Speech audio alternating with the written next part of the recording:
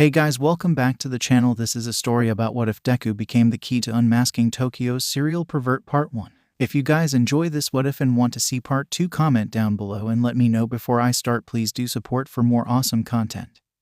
And leave a like and don't forget to subscribe to my channel and also share this video with your friends and check out the description in my playlist. So let's start the video. 𝗵𝗃 somewhere within Tokyo. The time now is 24:00. And you can see that the streets are somewhat empty, as most of the establishments are closed since it was past the closing time, save for a few snack bars and fast food restaurants that are operating on a 24-hour basis. These establishments served as a way to accommodate people who are on night shift schedules, such as call center agents and students who worked up till late night. The scene shifts at one snack bar where a 19-year-old female had just arrived after working on a term paper and left her school to get some rest. And there she went to the bartender to check on the list of food and drinks that are readily available. And as the bartender awaits his customers' orders, neither one of them noticed that someone is watching the girl from behind the shadows, its eyes glancing at her, finding her somewhat attractive, and remained hidden as the girl told the bartender her order. "So what is your order, miss?" Well, I'll have a hamburger in large fries. Would you like to add a Sprite as well?" Okay, coming right up. Thanks." After getting her order, she went to a table and sat on the chair, where she began to eat her food and drinks, and while having her midnight snack, she was relaxing a bit. And after 10 minutes, she rested a bit as she closed her eyes, feeling a bit drowsy due to staying up late because of working on her term paper. And while dozing off, something mysterious happened as her white blouse began to unbutton by itself, and the front portion of her bra was stealthily cut off, exposing her breasts. And something invisible began to move, and you can see that the girl's breasts were being fondled. And soon you can see her nipples beginning to harden, and the girl unknowingly moaned, "𝐻." Then the girl's legs were parted where her uniform skirt was lifted and her panties were slowly pulled down, exposing her womanhood. And then her entrance was being touched, and the girl was slowly aroused. Her hips bucked slightly as pleasure is assaulting her senses, and her mouth opened a bit as she moaned softly, unaware that she was being molested. And the unseen culprit is enjoying this until the bartender innocently saw this and went to the student and woke her up. And upon being woke up, she shrieked at the predicament she is in and believed that the bartender is the culprit and screamed at him, "Whoa, 𝗬𝗚𝗃. Excuse me. What did you do to me? I just woke you up. You were exposing yourself and I had to stop you. You did that on purpose, I am sure of it. You must be crazy." But the bartender reiterated that he did nothing and said he is the one who woke her up, and said that she is the one doing it herself, which the girl did not believe, as she knows that she would never do that in public, and continued to berate the bartender until a passing police car came and noticed the commotion. And 2 cops got off and intervened, asking what just happened. And after hearing, the 2 cops asks the bartender to come to the police station to explain himself. Of course, the bartender refused as he knows that he is innocent and explained his side of the story, and the 2 cops glanced at the girl as if they are giving the bartender the benefit of a doubt. But the girl insisted that she was being molested and pointed out that the bartender was the only one here and close to her before waking up, and the cops glanced back at the bartender and asks for his rebuttal. "Sir, what can you say about her accusations?" "Definitely I am not the culprit. Can you back up your claim? If I were to molest her, I would have taken her to a secured spot and not touch her in an open place. And if I were the culprit, I would have ran off several minutes ago." "I see. And how can I do that to her since I am in the middle of working at this joint?" The 2 cops glanced at the bartender and the girl back and forth, conflicted on who to believe. And as the bartender pointed out that if he is the culprit, he would have run away instead of arguing with the girl, and even proved it by showing the cooking mittens he is wearing.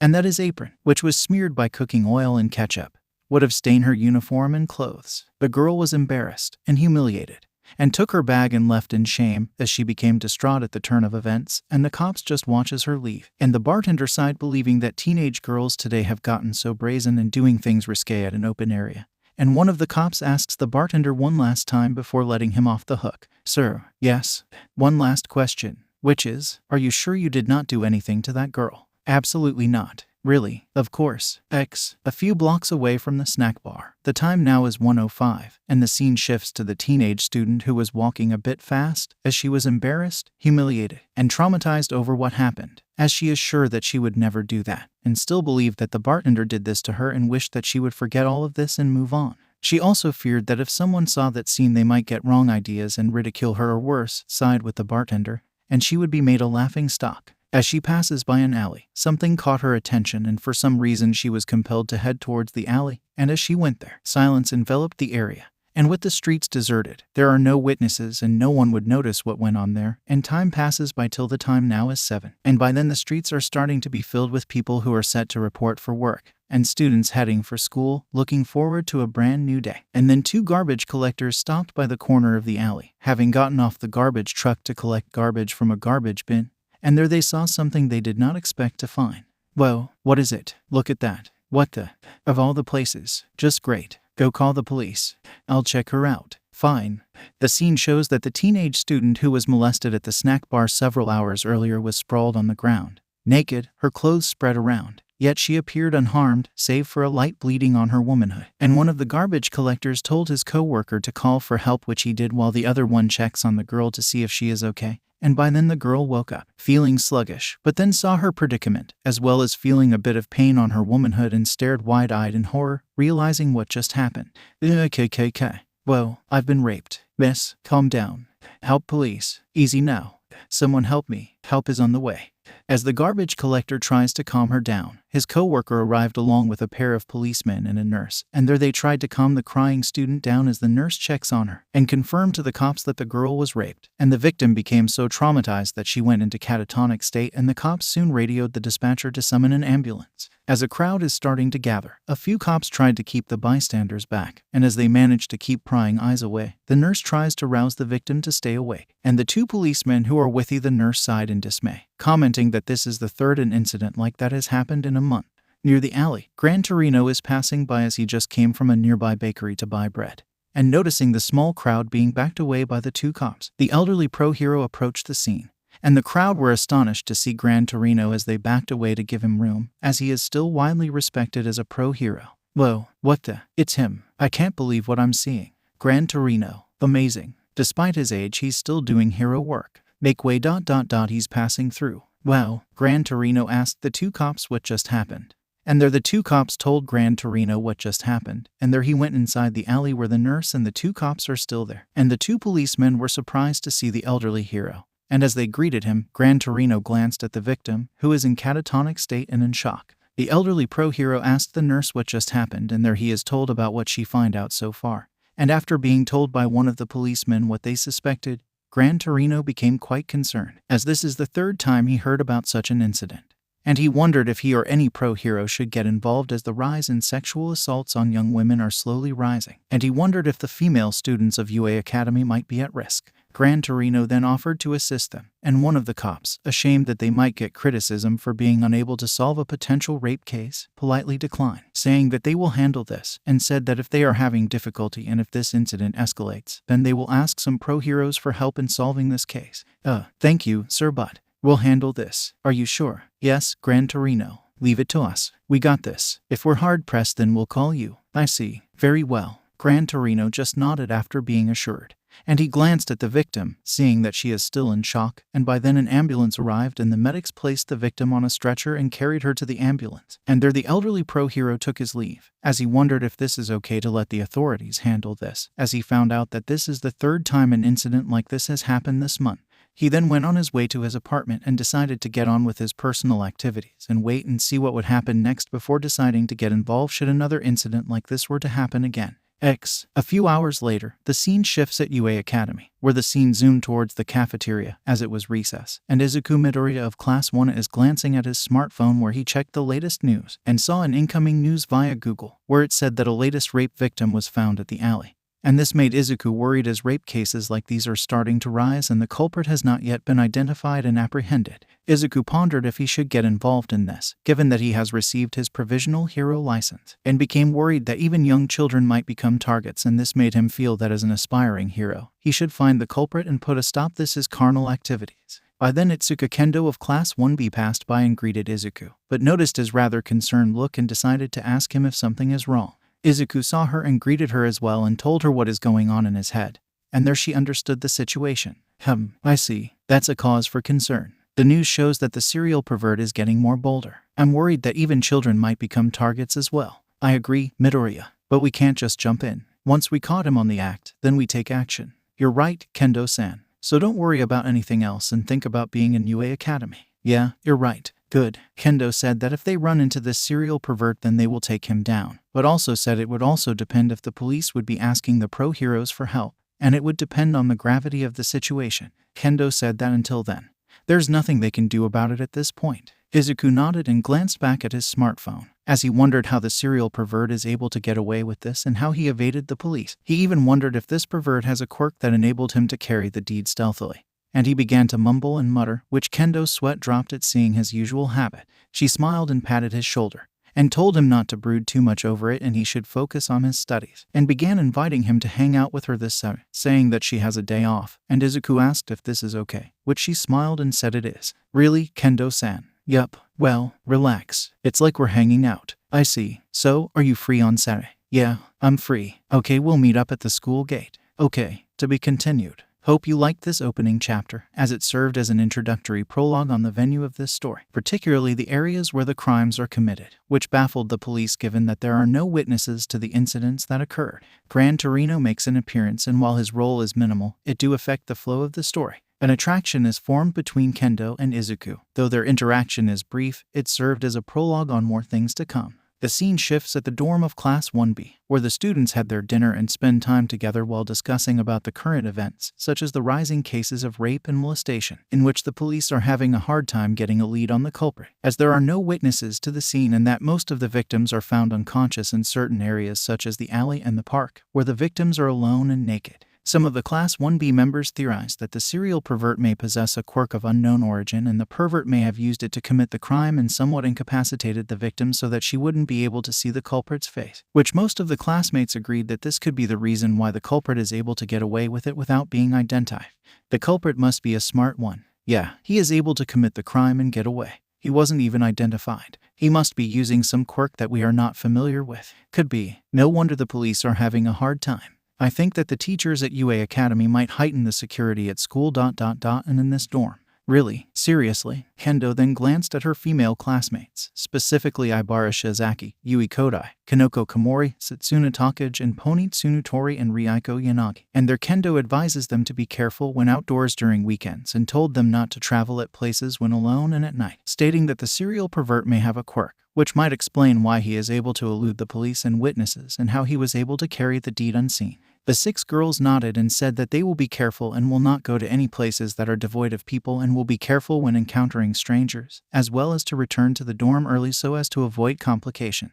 Sure, you got it. No problem. We'll be careful. We won't stay out late. Leave it to us. Count on it. Yeah. However, Nido Monoma spoke up and said that he already knows who the serial pervert is, which the others stared as they wonder how Monoma is able to figure out the culprit's identity. And they tell him not to make things up, and said that he better have proof to back up his claim. Monoma said that he already has the answer, and this prompted the others to tell Monoma who this culprit is and where to find him. Are you sure, Monoma? You figured it out. Seriously? Who is it? Yeah, who? You better be sure about it. Come on, tell us. Laughing quite maniacally, Monoma proclaimed that the serial pervert is none other than Minoru Minta of Class 1A, and the others' sweat dropped at hearing this as Monoma pointed out about Minta's habits and claimed that Minta's lecherous activities are enough proof that Minta is the serial pervert, and he went on to say that Class 1A is an embarrassment for having a pervert in their class. Yet some of Monoma's classmates defended Class 1A, saying that it is unfair of Monoma to make such accusations without basis or proof. They told Monoma that unless he has proof to back it up, he should stop pestering Class 1A. But Monoma would not relent and continued to verbally antagonize the rival class, and this prompted the others to tell Monoma to knock it off. Geez, knock it off, Monoma. This isn't funny. That would land you in trouble. Class 1A isn't like that, and we're sure that Minta would not do something like that. You're creeping us out. Just shut up already, Monoma. Seeing that this is going way too far, Ken-Do smacked Monoma and knocked him out cold, and then told her classmates that it is time to go to bed, which the others agreed, and they told Ken-Do that she too should be careful, pointing out that the serial pervert would target any girl he fancies, and stated that Ken-Do's beauty might catch the pervert's eyes, and gave her a concerned advice on what to do in case she is alone in the street. You should be careful, Ken-Do. Yeah, you're among the potential targets of this unseen culprit. You should be careful. Be mindful of your surroundings. Don't let your guard down, Ken-Do. Let us know if you want an escort. We'll watch your back. You can count on us. Just let us know. Kendo smiled and thanked the boys for the concern and said that she will be real careful and that she will stay alert should the culprit attempted to make a pass on her and make the necessary action when the situation calls for it. About 15 minutes later. The time now is 22, and the scene shows that the rest of Class 1B went to their dorm rooms to rest, and things appeared to be very peaceful as there are no signs of trouble outside the dormitory near UA Academy, and so far not a single disturbance is seen, and thus there is no cause for alarm for the guards to go on the edge. Several minutes later, the scene shows that Kendo came out from the bathroom of her dorm room, having taken a shower, where she is only in her towel, and Kendo is about to head for the cabinet to grab her night clothes. She noticed that the window of her dorm room was slightly opened, and wondered if she left it opened or not. Yet she opted not to brood over it and removed the towel from her body, sat on the bed naked, and she is about to get some clothes. There she wondered what to expect in the coming days as there are classes coming, and suddenly recalled that she has a friendly date with Midoriya this coming Saturday, and she wondered what activities she and Midoriya should have, as this would be her first time going out with a boy from a different class. Midoriya can be odd at times given his habits of muttering and mumbling, yet she noted that he can be quite cute at times. I wonder if Midoriya takes an interest in me ... but then ... who knows? As Kendo wondered if there's a possibility that her friendship with Midoriya would go beyond that, possibly to the point if he intend to woo her. She started to feel drowsy as she thinks she still lacked sleep and tries to get up, only for her to slowly lay on bed. She became soundly asleep and looked serene. However, her legs slowly parted ways and her left hand moved and began to touch her breasts, and her fingers began to slowly pinch her nipples, where moments later it is shown that they hardened. Her fingers on her right hand moved downward, passing by her shaved pubic area, and finally reached her womanhood. There her fingers began to explore her clitoris, which her hips slowly began to move before her middle fingers went inside her womanhood and explore herself. Several seconds later a soft moan can be heard from her lips as her fingers continued to explore her womanhood, and soon her action increases as her fingers started to move in and out of her in systematic speed. Her hips started to move up and down while her legs spread as she continued to touch herself there. And from the looks of it, Kendo does not seemingly be aware of what she is doing, as she is asleep, yet she can feel pleasure enveloping her body. Kendo started to moan and pant as her hips bucked upward as her fingers further went deeper inside her womanhood, increasing the pleasure. The action went on for several minutes, and you can see Kendo spreading her legs further as feminine fluids gushing out. Her nipples are hard, and her breath is getting erratic. After a few more moments, she reached her first orgasm, and moaned softly but long as her body shuddered in pleasure, and then she went still. Her fingers remained inside her womanhood. After several seconds, 𝐒𝐴𝐼𝐺 came in, as he was attracted by the sounds of her moaning, which he had a feeling that something is not right, and using a technique to pick the door lock, he got inside Kendo's dorm room, and upon entering, he is taken by surprise upon seeing Kendo naked and in a compromising position.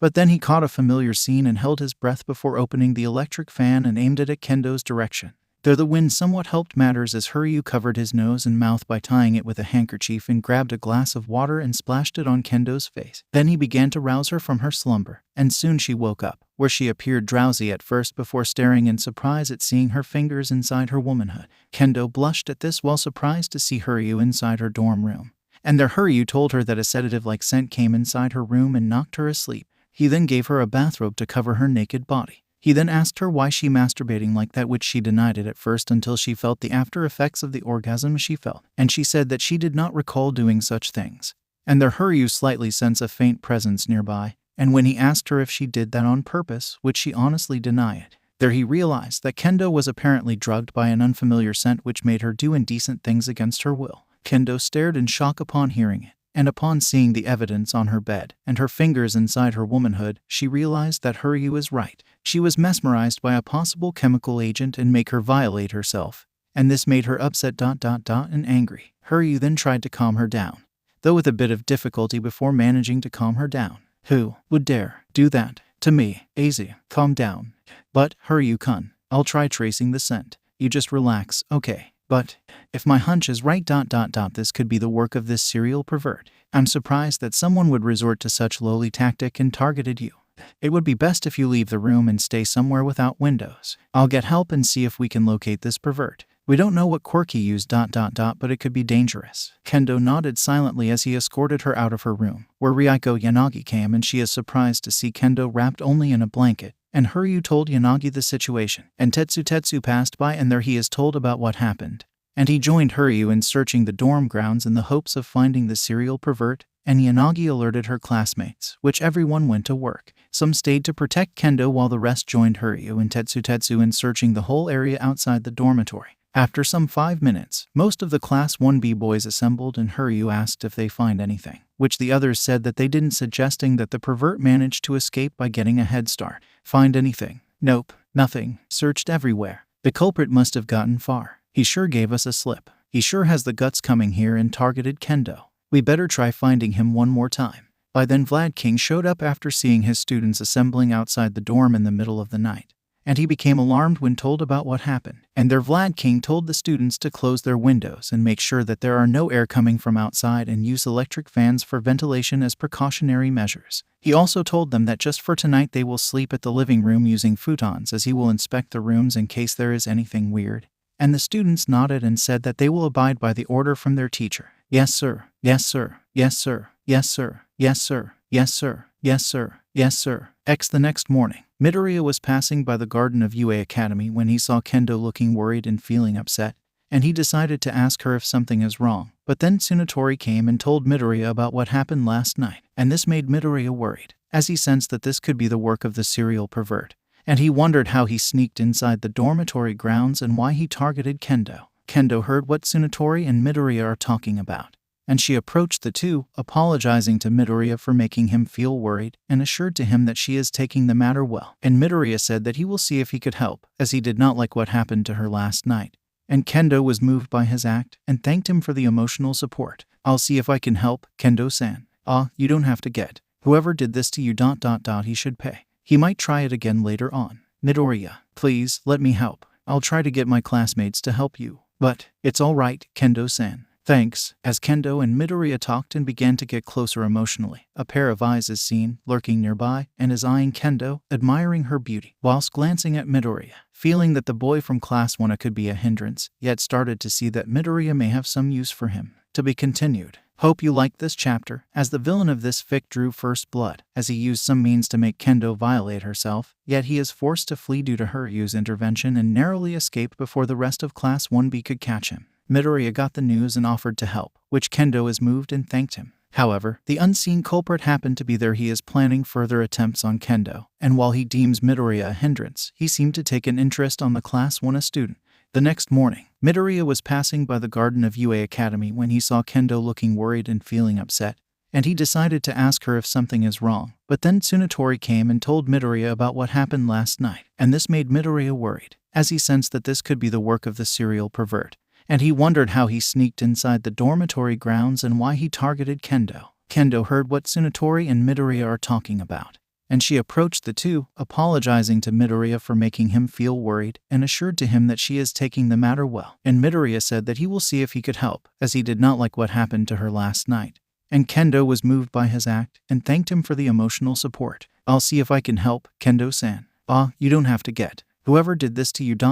he should pay. He might try it again later on. Midoriya, please, let me help. I'll try to get my classmates to help you. But it's all right, Kendo-san. Thanks. As Kendo and Midoriya talked and began to get closer emotionally, a pair of eyes is seen, lurking nearby, and is eyeing Kendo, admiring her beauty, whilst glancing at Midoriya, feeling that the boy from Class 1A could be a hindrance, yet started to see that Midoriya may have some use for him. The unseen culprit glanced at Midoriya from head to toe, and felt that the boy can be useful considering his innocence and good-looking nature. By then Momo Yaoyorozu passed by and overheard the conversation, which surprised her and approached Kendo, comforting her and offered emotional support, which the orange-haired Class 1B member thanked Yaoyorozu, and assured that she will be ready this time, though Yaoyorozu tells Kendo that she will be ready to help her. Thanks, Yaoyorozu-san. It's nothing. I appreciate it. Don't worry about it. I'm willing to help, and let me know if you need anything. But it's fine, Kendo-san. Yaoyorozu, we're friends, right? The four teens talk some more, unaware that they are being watched by the unseen entity who seemed to have an interest in Kendo, and then at Midoriya, and by then the bell rang, which signaled the end of recess, and the four teens got up and are heading back to their respective classrooms.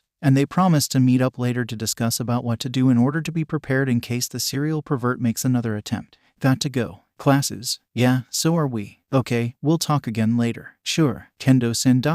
let's meet later after class. Okay, see you later. Yeah, X. At lunchtime, Midoriya, Yaoyorozu, Uraraka, Todoroki and Ida are having lunch together and are discussing about how to help in catching the serial pervert, as they anticipate that the unseen culprit might try again sometime later, taking Kendo's situation into consideration and the possibility that even the girls in Class 1B are also potential victims. Midoriya also said that it is possible that the unseen culprit would use the same method in disabling Kendo that allowed the culprit to molest her unopposed, and he suggested that they install a CCTV camera on Kendo's room in secret so that if any from the faculty or from Class 1 were to see this and find any indication that the culprit is there, they will alert the rest and try surrounding the area and try apprehending the culprit. Ada seemed to like the idea, but then asked where will they get the money to buy a CCTV camera. And there Midoriya asked Yaoyorozu if she could create one, but she got the drift, and she nodded, saying that she will do as asked as she too wanted to catch the culprit who violated Kendo. I see ... so that's... Sorry, Yaoyorozu-san, but it's okay. If it's to help catch the pervert who molested Kendo-san ... then I'll do it. Really? Yes. Thanks. No problem. Thanks, Yaoyorozu-san. Todoroki then suggested that 𝐒𝐩𝐽𝐫 would be the one to install it in secret given her quirk. And the 4 Class 1 classmate agreed to it, seeing that 𝐒𝐩𝐽𝐫's quirk would play an element of surprise as they believed that the unseen culprit would not anticipate that 𝐒𝐻𝐽𝐫 can bypass him. That could work. Of course ... she is invisible, after all. And the culprit won't be able to see her. Sounds good. That way we can use the element of surprise against the pervert. I see ... so that's what it is ... it's a good idea. Then we're all set. You got it. However, Nito Monoma of Class 1B showed up and then said that he already knows who the serial pervert is, which the others stared as they wonder how Monoma is able to figure out the culprit's identity. And they tell him not to make things up, and said that he better have proof to back up his claim. Monoma said that he already has the answer, and this prompted the others to tell Monoma who this culprit is and where to find him. Are you sure, Monoma? You figured it out. Seriously? Who is it? Yeah, who? You better be sure about it. Come on, tell us. Laughing quite maniacally, Monoma proclaimed that the serial pervert is none other than Minoru Mineta, the pervert of Class 1A, and the 5 Class 1A students glared at Monoma at hearing this, as Monoma foolishly pointed out about Mineta's habits and claimed that Mineta's lecherous activities are enough proof that Mineta is the serial pervert, and he went on to say that Class 1A is an embarrassment for having a pervert in their class, yet some of Mineta's classmates defended Class 1A, saying that it is unfair of Monoma to make such accusations without basis or proof. They told Monoma that unless he has proof to back it up, he should stop pestering Class 1A. But Monoma would not relent and continued to verbally antagonize the rival class, and this prompted Ida to protest and told Monoma to knock it off. Ha ha ha ... is ended ironic. Your classmate Mineta is. Knock it off, Monoma. What? Are you offended by the truth? What you just did is slander and oral defamation. That would land you in trouble. Why feel offended when that's the truth? Despite his habits, we're sure that Mineta would not do something like that. Oh, defending that lecher. You Class 1 are creeping me out. Just shut up already, Monoma. Kendo happened to pass by and overheard what Monoma did. And seeing that this is going way too far, and not to mention that his actions would surely put Class 1B in trouble, Kendo proceeded to smack Monoma and knocked him out cold, and then told her rival schoolmates not to mind him and apologized on behalf of Monoma. Ida assured to her that it is okay. And their Yaoyorozu and Uraraka told Kendo that she too should be careful, pointing out that the serial pervert would target any girl he fancies, and stated that Kendo's beauty might catch the pervert's eyes, and gave her a concerned advice on what to do in case she is alone in the streets. You should be careful, Kendo-san. Yeah, you're among the potential targets of this unseen culprit. We also believe that your classmates would also be targeted. You should be careful. Don't be complacent. Be mindful of your surroundings. There's a possibility that the culprit might sneak his way inside your dorm room. Don't let your guard down, Kendo-san. Let us know if you want an escort. We're willing to watch your back. You can count on us, Kendo-san. Just let us know. We'll be there for you. Kendo smiled and thanked the 5 Class 1A students for the concern and said that she will be real careful and that she will stay alert should the culprit attempted to make a pass on her and make the necessary action when the situation calls for it. After that, Kendo dragged and knocked out Monoma and left the cafeteria. And there the 5 Class 1A students began to make plans on how to install the CCTV camera while Class 1B is out, as they intend this to be a secret so that the culprit won't be aware of it due to 𝐒𝐻𝐽𝐫's invisibility. Yaoyorozu then mentioned that she heard that Class 1B will be having a day off this coming Saturday, and suggested that I should use that opportunity to install the CCTV, which prompted Midoriya to realize that he will be out on that day. And when Ida asked why, Midoriya said that he will be going out with Kendo on that day. The others stared in surprise, as they guessed that this would be a date, and 𝐒𝐻𝐻 asked which place they would be going, as he pointed out that it might be possible that the culprit might follow him in Kendo. And Midoriya said that he will talk to Kendo later and discuss about their activities for this coming Saturday. 𝐻𝐻𝐻 then whispered to Midoriya and asked if he is having an attraction towards Kendo. And Midoriya blushed and said that it is just a friendly date like friends hanging out, and that there's no romance involved. Really, Midoriya? Why yeah, there's nothing like that of the sorts. Really? Yeah, really. I guess it's okay. Phew. The 5 classmates talked some more before finishing their lunch, and then proceeded to head back to their classroom before lunch break is over. Much later, which is after class, the scene shifts at the garden area of UA High, where Midoriya and Kendo meet up. And there he asked her if she is fine about going on a friendly date, which she nodded, saying that it would be a good way to unwind after what happened. And she showed him an invite on a pastry convention somewhere in Tokyo. Midoriya was surprised that Kendo got one, and he asked her if it is okay for her to bring him along, which she smiled and said that it is okay, as she doesn't see anything wrong about it, and tells him that it is okay for him to come along with her. It's okay, Midoriya. Really? Yeah, well, it's fine. We're friends, after all. Yeah, Midoriya blushed a bit at seeing her smile, which showed her beauty, and recalled seeing her in 𝗃𝗵𝗲 commercial, which made him begin to take interest in the Class 1B student, and he decided to accept her invitation to go along with her at the pastry convention at Tokyo, which happens this coming Saturday. After making arrangements on what time they are going to meet, both bid goodbye as they head back to their respective dorms, and are about to take some rest, as they have to wait for 3 more days before Saturday arrives. Saturday. The scene shifts at the gates of Class 1B dormitory, where Kendo is waiting, as she is seen wearing a sleeveless blouse, a spreadable miniskirt, and a pair of sneakers. She was alluring to look, and yet she felt a bit nervous as this was her first time going out with a boy. She wondered what would happen next once the pastry convention ends, and she took a deep breath to remove her nervousness. By then Midoriya arrived and blushed at seeing her appearance, and there he shyly complimented her looks, causing her to blush and laughed nervously, telling him not to make her feel conscious, prompting him to apologize. Yet she said it is okay. Kendo-san. Yes, you look cute. Really? Yeah. Thanks. Are you ready? I'm ready. Then let's go. Right. After that, the 2 teens took their leave as they head off for the pastry convention, while the dorm of Class 1B is unmanned as all of Kendo's classmates are out at this time. To be continued.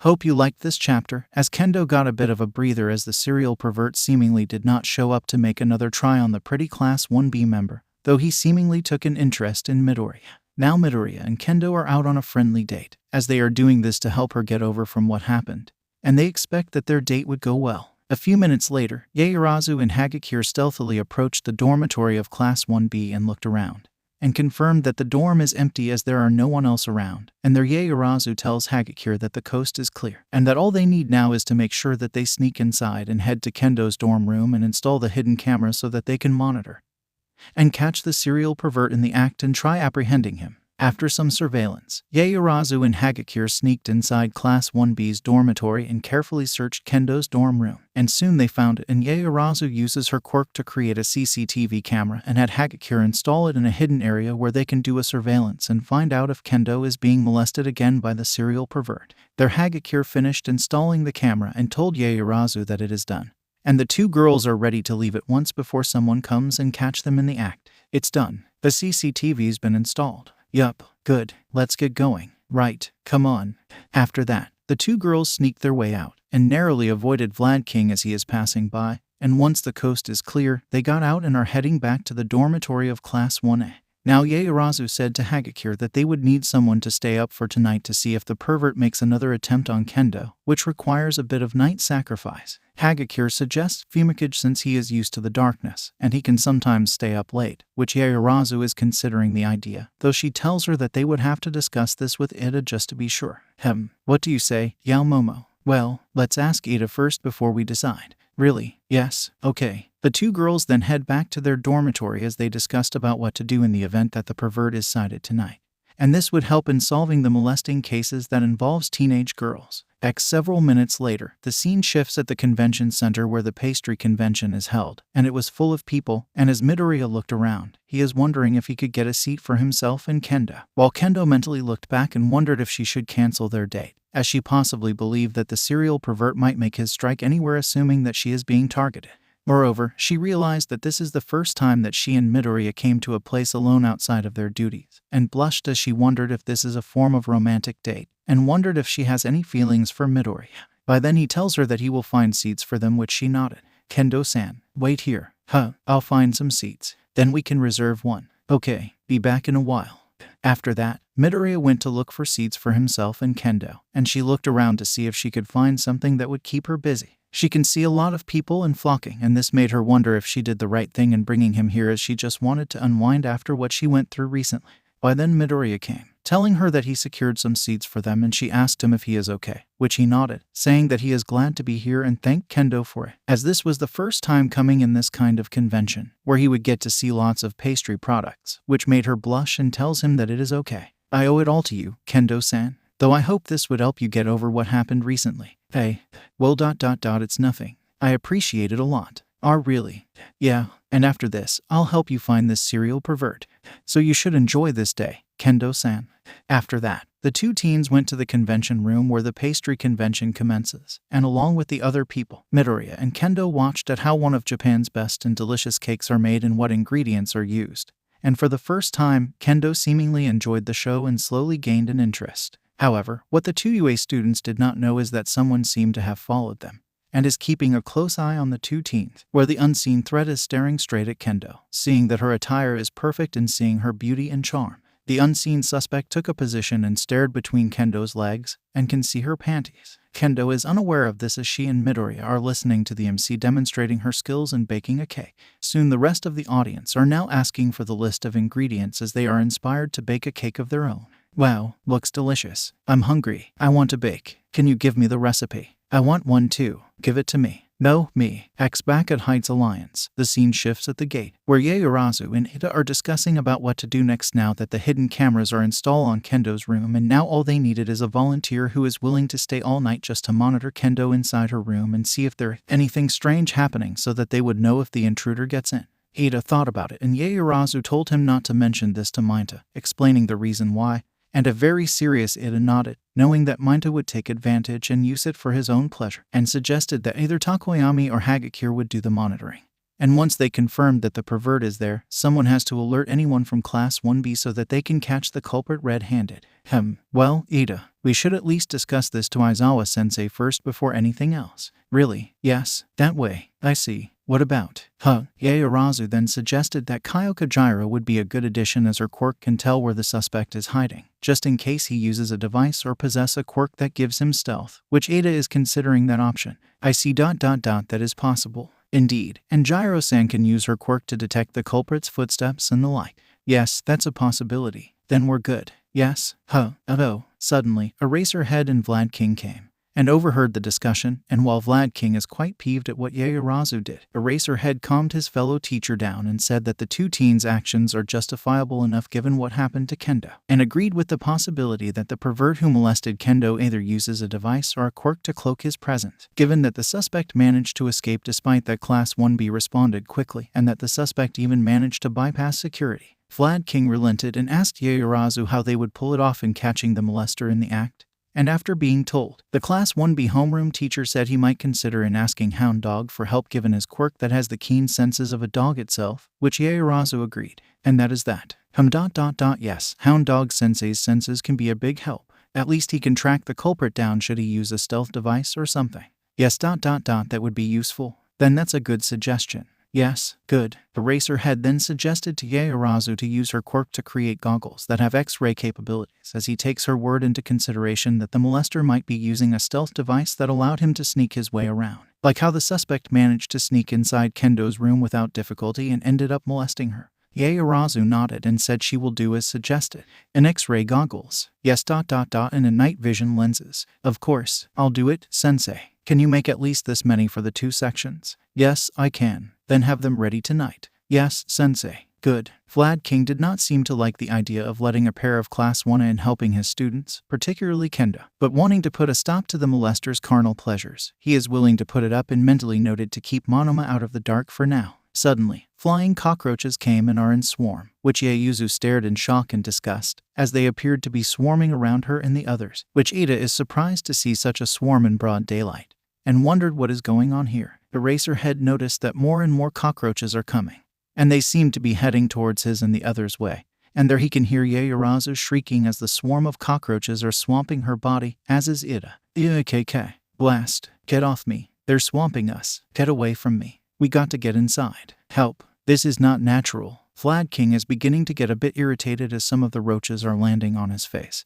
And Eraserhead told the others to get inside, as he sensed that something is amiss. Eraserhead, 𝗵𝘃𝗃, 𝐒𝐬𝐫 and 𝗃 ran off and went towards the dormitory of Class 1B as it was the nearest, and they closed the door shut. However, Eraserhead checked the windows and is quite relieved that they are closed, but then saw more and more swarms of cockroaches flying and began to cover the windows, obscuring the view until he could no longer see what is happening outside. He then told 𝗃 to go upstairs and check if every window in every dorm room is closed, and if there are any open ones, close it tight. 𝗃 nodded and went to the second floor while Eraserhead pondered if this phenomenon is a coincidence or intentional, as he finds it unlikely that the roaches would do something like this. Minutes later, 𝗃 came back and told the Class 1A homeroom teacher that the second floor is secured, but so many roaches are covering the windows and thus could not see what is happening outside. 𝗵𝘃𝗃 is bothered by this and wondered what is going on.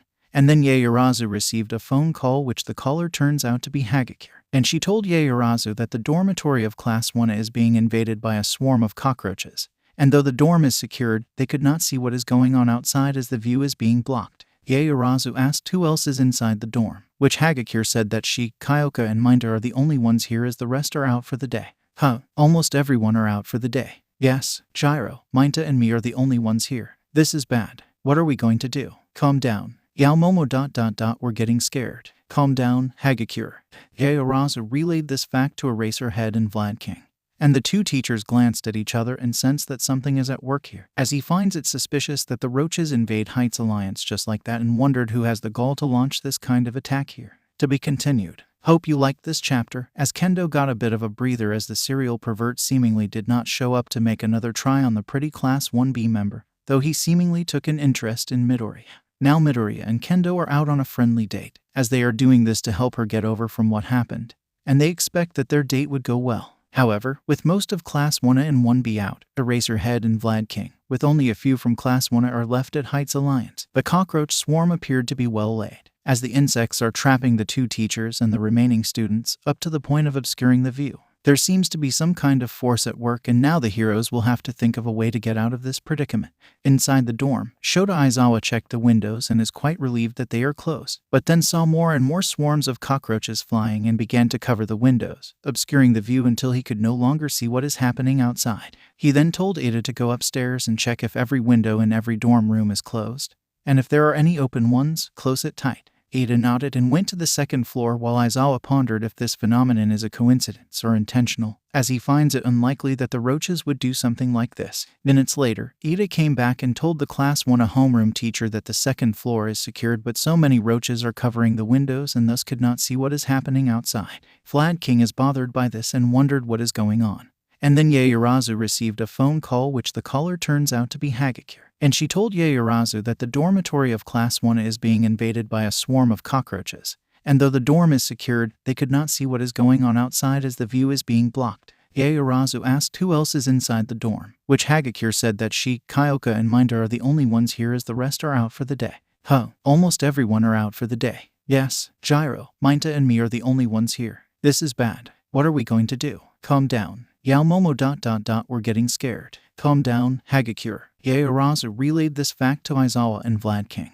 And the two teachers glanced at each other and sensed that something is at work here, as he finds it suspicious that the roaches invade 𝗂𝐳𝐷 just like that and wondered who has the gall to launch this kind of attack here. Thinking fast, Aizawa tells 𝗂𝐬𝐫 to create a radio, which she did, and using the radio, Aizawa managed to contact Midnight and informed her of the situation. And there she tells Aizawa to hang in there as she is heading towards 𝗂𝗍 and deal with the roaches, and said that she will bring Hound Dog with her in case his scent can pick up someone who may be controlling the roaches. We'll be there as soon as we can. That's good to hear. Until then, stay inside. We got it. And keep all entrances close. We already have. Then we're on our way. Please hurry. After that, Aizawa contacted the remaining UA students via radio and tells them to be patient and be alert, saying that help is on the way. 𝗂𝐬𝐫 hugged 𝗂𝐻𝐿, saying that everything will be okay, which she nodded and said that this is one thing that spooked her, as she promised not to watch horror movies again, which 𝗂𝐬𝐫 said that things will be okay. That's it. No more horror movies for me. 𝐻𝐸𝐽. I promise. I won't watch them at late nights. It's okay, 𝐻𝐸𝐽-san.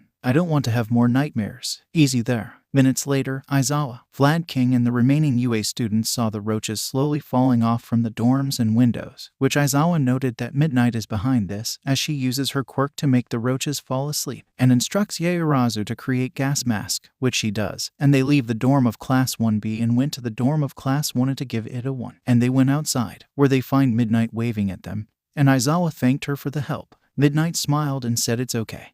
And all that's left is for Hound Dog to find the culprit who is controlling the roaches, and expected that he would find the culprit in no time. So don't you worry. Really? Yes, really. Then I'm good. You sure are calm, Aizawa-san. I am. Then let's go. All students, follow us. As they looked around, they heard sounds of howling that came from the forest area of Heights Alliance, and their Aizawa realized that Hound Dog has found the culprit, and told the rest to be ready, expecting that the culprit to have allies and a fight might take place. The others nodded, and Midnight said that she will deal with the rest should there be intruders, and Aizawa tells Midnight to take care of the rest in case there are other intruders here, which she said it is not a problem.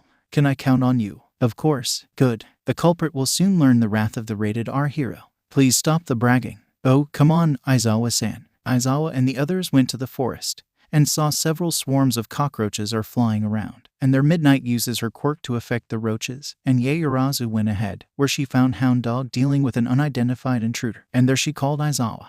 And there Aizawa uses his quirk to deactivate the intruder's quirk, and the rest of the cockroaches leave the scene, revealing that the intruder has a quirk to control roaches. There Aizawa uses his capture cloth to restrain the intruder and demanded an answer as to why the intruder did that, though the intruder refuses to answer and said they will never get anything from him. Hey, what's with the roaches and why attack us? Answer us. Damn, this guy won't budge. Guess we'll do this the hard way.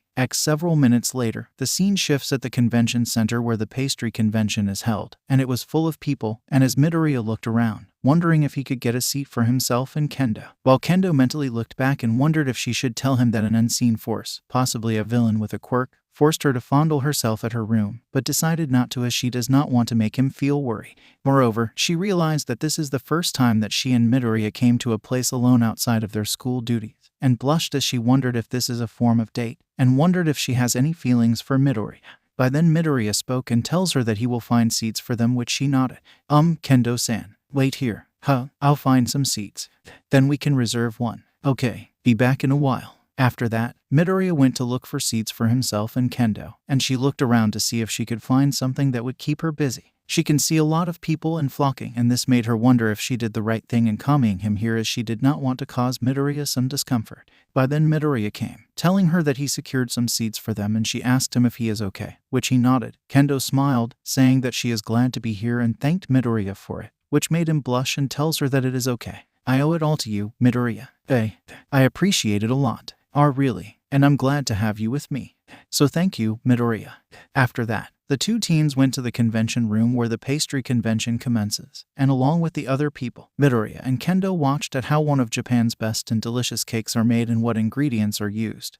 And for the first time, Kendo seemingly enjoyed the show and slowly gained an interest. After an hour or so, Midoriya and Kendo left the convention room and are carrying bags of pastries that were given to them as giveaways, and she looks on seeing how happy he is as he gets to have cakes and other pastries. She smiled seeing the happy look on his face, but she is also worried that he might find out about what she went through earlier. Midoriya then told Kent that she can give half of the pastries to her classmates from Class 1B as giveaway. And while she politely declines, she was persuaded to accept seeing how generous he is, and she decided to accept it. Go on, Kendo.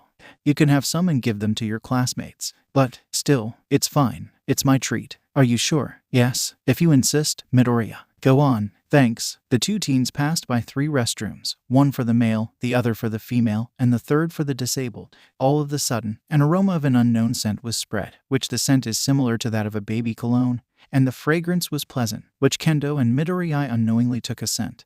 And by then they stared at each other before they unknowingly entered the restroom for the disabled and locked the door. Inside, you can see Kendo and Midoriya hugged each other and started to kiss passionately. And for some reason, they appeared to be unaware of what they are doing, as they began to take off their clothes until they are naked, and resumed kissing. Midoriya then began to lap Kendo's nipple until it went hard, while her hand began to caress his shaved penis, feeling it throb harder and harder. Their bodies are slowly enveloped with arousal, and all they have in their head at the moment is to pleasure each other out. And Kendo moaned softly as Midoriya continued to lap her nipples. Several minutes later, the scene shifts at the streets where pro hero Gran Torino is flying, and you can see him carrying a pair of people, which turn out to be Aizawa, Midnight, and Yaoyorozu. Torino is given directions on where they are heading, and it seems that they are in a race against time after figuring out what is going on. A brief flashback showed that Aizawa is trying to force the intruder to reveal the reason for controlling the roaches and attack Heights Alliance. But then 𝗏𝗡𝗠 passed by, and when told of the reason, the support course student brought out her baby, a headband, which when worn over the head, it can record the wearer's recent thoughts. There they used it on the intruder and recorded his thoughts, and when they played it, it showed that the intruder is paid to keep the teachers busy while the unseen mastermind said he would go to where Kendo is and have fun with her. As Midnight uses her quirk to sedate the intruder, Gran Torino passed by, and their Aizawa asked for his help when he told the elderly pro hero of the situation, and Torino accepted. Their Aizawa asked Midnight and Yaoyorozu to come along as their help is needed. Back at the present, Torino somewhat got the gist of the situation but asked how Midoriya would factor in all of this, which Aizawa said that the unseen intruder may have used a scent-inducing agent to make Kendo masturbate herself. And with the fact that Midoriya is with her, the unseen pervert might use it on the boy and make him violate her. Torino became concerned as he can tell that Midoriya would blame himself if that scenario happens, unaware that it has already happened. Yaoyorozu is equally concerned as she knows that Midoriya would never do that, and hoped that they get there on time. Midoriya, I sure feel worried about the kid. We got to get there on time. I know. Please fly faster, Mr. Torino. I'm on it. Please let them be alright. Keep on hoping, Miss Yaoyorozu. The three pro heroes and Yaoyorozu continue their travel and are hoping that they get there sooner, not knowing that it has already started. Back at the convention center, the scene shifts inside the restroom for the disabled, where Midoriya and Kendo continued their passionate kiss as they are still under the spell of the unidentified fragrance, in which they are unaware of what they are doing, except that all they feel right now is arousal, as they are naked, with Kendo rubbing Midoriya's shaved penis while his finger explored her womanhood, where both moaned through the kiss. MMM, MMM, MMM, MMM, MMM, MMM, MMM, MMM. After that, his hand sensually cupped her buttocks as he motions her body to move forward. And as she did so, Midoriya moved forward, where his hard penis slowly entered her womanhood, which she moaned softly in arousal, feeling his hard penis rubbing her insides as it vibrated. And there he held her left leg and wrapped it around his hips. Then Kendo wrapped her right leg on his other hips and slowly straddled him as Midoriya thrust his hips and his erection throbbed harder and began to rub her entrance, in which the two teens performed the suspended congress, and began to have sex, as he swayed his hips and his hard penis began to move in and out of her entrance. And the scene zoomed underneath their hips, where you can see their shaved crotches interacting, as Midoriya's shaft moved back and forth, his balls moving in a slow but sensual pace. The scene zoomed inside her womanhood, where you can see Midoriya's penis moving back and forth, its head rubbing her vaginal walls, which added more arousal, and soon its shaft began to go further through, arousing Kendo further. The action further hardened the boy's penis as he began to thrust a bit hard in an effort to get his organ to go further in. And both teens moan softly as the pleasure intensifies. Ooh, oh, ooh, oh, ooh, oh, ooh, oh. Their bodies are enveloped in sensual energy as Midoriya thrusts his hips as he tries to push his hard penis inside her, which further rubbed the walls inside her womanhood, which further arouses her. As she hugged him closer to him as her body is craving for more pleasure, in which she moaned softly as Midoriya started to lap her nipple, which further hardened, and this made Kendo feel more good. He then held her buttocks as he pushed his erection further inside her and tries to get further in. And he could feel his penis throbbing harder and harder, and with his lips suckling her nipple. Kendo moaned in passion while Midoriya moaned while suckling her nipple, feeling it harden further as he thrusts his penis further, feeling her womanhood giving out sensual energy. MMM, 𝐴HHH, MMM, 𝐴HHH, MMM, 𝐴HHH, MMM, 𝐴HHH. At the road, the scene showed that Gran Torino reluctantly increases the speed of his quirk and flew faster, as he is speeding quite a bit as he is racing towards the convention center as Aizawa, Midnight, and Yaoyorozu hold on to him, with Torino showing concern towards Midoriya, for he suspected that the one who hypnotized Kendo into molesting herself may be there and may do it again. And with Midoriya with her, Torino suspected that the culprit might use Midoriya to fondle her. Yaoyorozu is shown to become increasingly worried that the molester might turn her two schoolmates into hypnotized horny monkeys, and begged Torino to get there faster, though Torino assured to her that they will get there in time. Please, sir, we got to head there, if my suspicions are correct, that molester might. Calm down, Monsieur Yarazu. But your friends will be okay. I'm sure that the culprit may not started his assault given the number of people there. I hope you're right, so have faith. What the rescuers did not know is that Midoriya and Kendo are already under the culprit's spell and are screwing each other already. As Torino sped up towards the convention center, he narrowly avoided some pedestrians, and they shouted at Torino to speed up elsewhere, though they failed to recognize him as a pro hero because he is flying too fast. Hey, watch where you're going, reckless flyer. I hope you get an accident. Don't be a Superman. Go jack off somewhere, you asshole. Flying motherfucker. Back at the convention center, the scene shifts outside the 3 restrooms, where several visitors are passing by, and surprisingly, no one is aware of what is happening inside the restroom for the disabled, as no sounds of passion escape. Presumably do the molester use some kind of support item placed there that prevents sound from escaping so that the sounds of passion coming from Midoriya and Kendo won't escape, and thus the 2 teens would continue unabashed. The scene shifts inside, where Midoriya continued to romance Kendo, as he had her slanted against the wall, and still the 2 teens are locked in suspended congress, his erection going in and out of her womanhood, and she moaned in pleasure as her body further got aroused and craved for more sensual action. Though their actions were slow, it helped in making their bodies feel good and made the sensations feel stronger. In the midst of their actions, Midoriya was also getting more aroused and tried to get his penis to go deeper inside her, and as he did so, the sensations got stronger and the 2 moaned in passion. Ooh, oh, ooh, oh, ooh, oh, ooh, oh. But in the midst of their action, Midoriya momentarily loses his grip, causing Kendo fall a bit, but he uses his hips to catch her. This, however, causes her womanhood to get further impaled on the boy's penis, and in turn, the head of his penis went further inside, throbbing harder, which sent very strong jolts of pleasure, and he began to thrust deeper and deeper, arousing them further, and this caused her to descend further into sensual rapture as she unknowingly wrapped her arms around his shoulders as both moaned in passion. Ooh, ooh, ooh, ooh, ooh. The action went on for several minutes, which both Midoriya and Kendo lost track of time, and by then their bodies are starting to reach their limits as her body began to spasm, the inner walls contracting, her heart beating faster, and she is starting to pant. Her senses also became erratic as Midoriya pulled her hips closer and his erection went further in her, and did a series of deep shoves, and this made her feel good until she experienced a strong orgasm, in which she could only embrace the 16-year-old boy since she is straddling him while he is holding her hips. Kendo gritted her teeth as the orgasm is in progress as her whole body underwent a powerful sensation, especially as her womanhood throbbed while clenching Midoriya's penis, and there she loses it as she moaned in ecstasy, as he can only pant as he continued to thrust his erection in and out of her. He could feel his penis being clenched as he gets to feel a girl's orgasm through his erection. The sensation also drove him to a frenzy, and the scene shifts inside Midoriya's penis as you can see whitish substances are forming, and began to move upward until it reaches the exit of the boy's penis. The scene then shifts inside Kendo's womanhood, where you can see Midoriya's penis moving back and forth and doing deep thrusts, and there you can see the head trying to push forward a bit hard, and there his seed shoots out, traveling through the inner walls. His penis shoots out his seed, which was whitish and thick, and fired about 8 shots in every 3 seconds interval. His organ throbbed very hard as this was the first time he experienced his very first orgasm, and this process lasted almost 40 seconds. And you can see Kendo stared wide-eyed as she can feel the boy's penis unloading his load inside her as he panted while thrusting his hips, trying to get his penis deeper inside her as he unknowingly relished the feel of his first orgasm. Once his penis was empty, Midoriya slowly got a bit tired and slowly let go of her hips, which her legs finally touched the floor, yet her legs spread as his penis is still inside her womanhood and is still a bit hard and throbbed, which the still mesmerized Midoriya thrusts a bit, which made her moan a bit as she hugged him and wanted the passion to continue.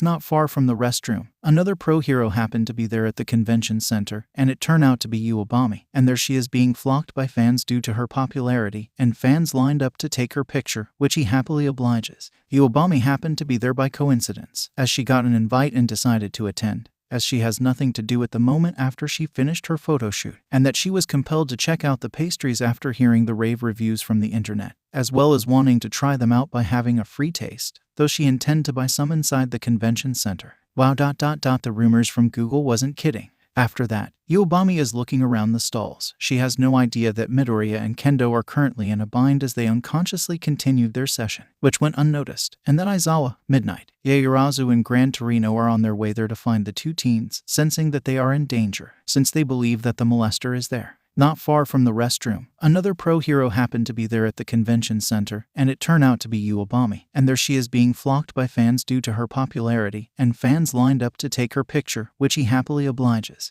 𝐒𝐿 happened to be there by coincidence, as she got an invite and decided to attend, as she has nothing to do at the moment after she finished her photo shoot, and that she was compelled to check out the pastries after hearing the rave reviews from the internet, as well as wanting to try them out by having a free taste, though she intended to buy some inside the convention center. Wow. The rumors from Google wasn't kidding. After that, 𝐒𝐿 is looking around the stalls. She has no idea that Midoriya and Kendo are currently in a bind as they unconsciously continued their session, which went unnoticed, and that Aizawa, Midnight, 𝐒𝐬𝐫 and Gran Torino are on their way there to find the two teens, sensing that they are in danger since they believe that the molester is there. Suddenly, some of the visitors saw and recognized 𝐒𝐿, and the visitors, mostly girls, were enamored by her presence and began to flock the pro hero, asking for an autograph as well as for a selfie, which 𝐒𝐿 smiled as the fans began to pose pictures with her and said that they are blessed to ran into the pro hero. 𝐒𝐿, the snake hero. I'm lucky, I'm blessed, I want a selfie, please give me an autograph. Me too, give me a kiss. After a few minutes the fans left,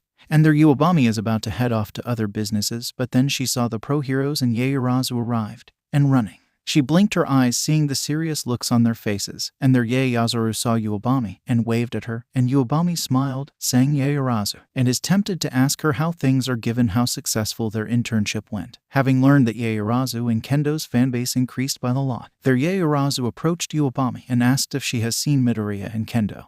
And when asked why, 𝐒𝐿 blinked her eyes after being told about what happened in the recent days and earlier in the day, which they deduced that something is amiss. Seriously? Yes, 𝐒𝐿-san. For real? Yes. This I did not expect. So did we. To think that a perverted villain would do something like that. To think that the pervert would target Kendo ... and is now. We never thought that a scenario like this would happen. 𝐒𝐬𝐫 was quite surprised at what she just heard. That Kendo was mesmerized and forced to molest herself. Then the Heights Alliance dorm being assaulted by cockroaches being controlled by a hired villain. But then asked what Midoriya has to do with this, and Aizawa said that he suspected that the one who mesmerized Kendo might do the same to Midoriya.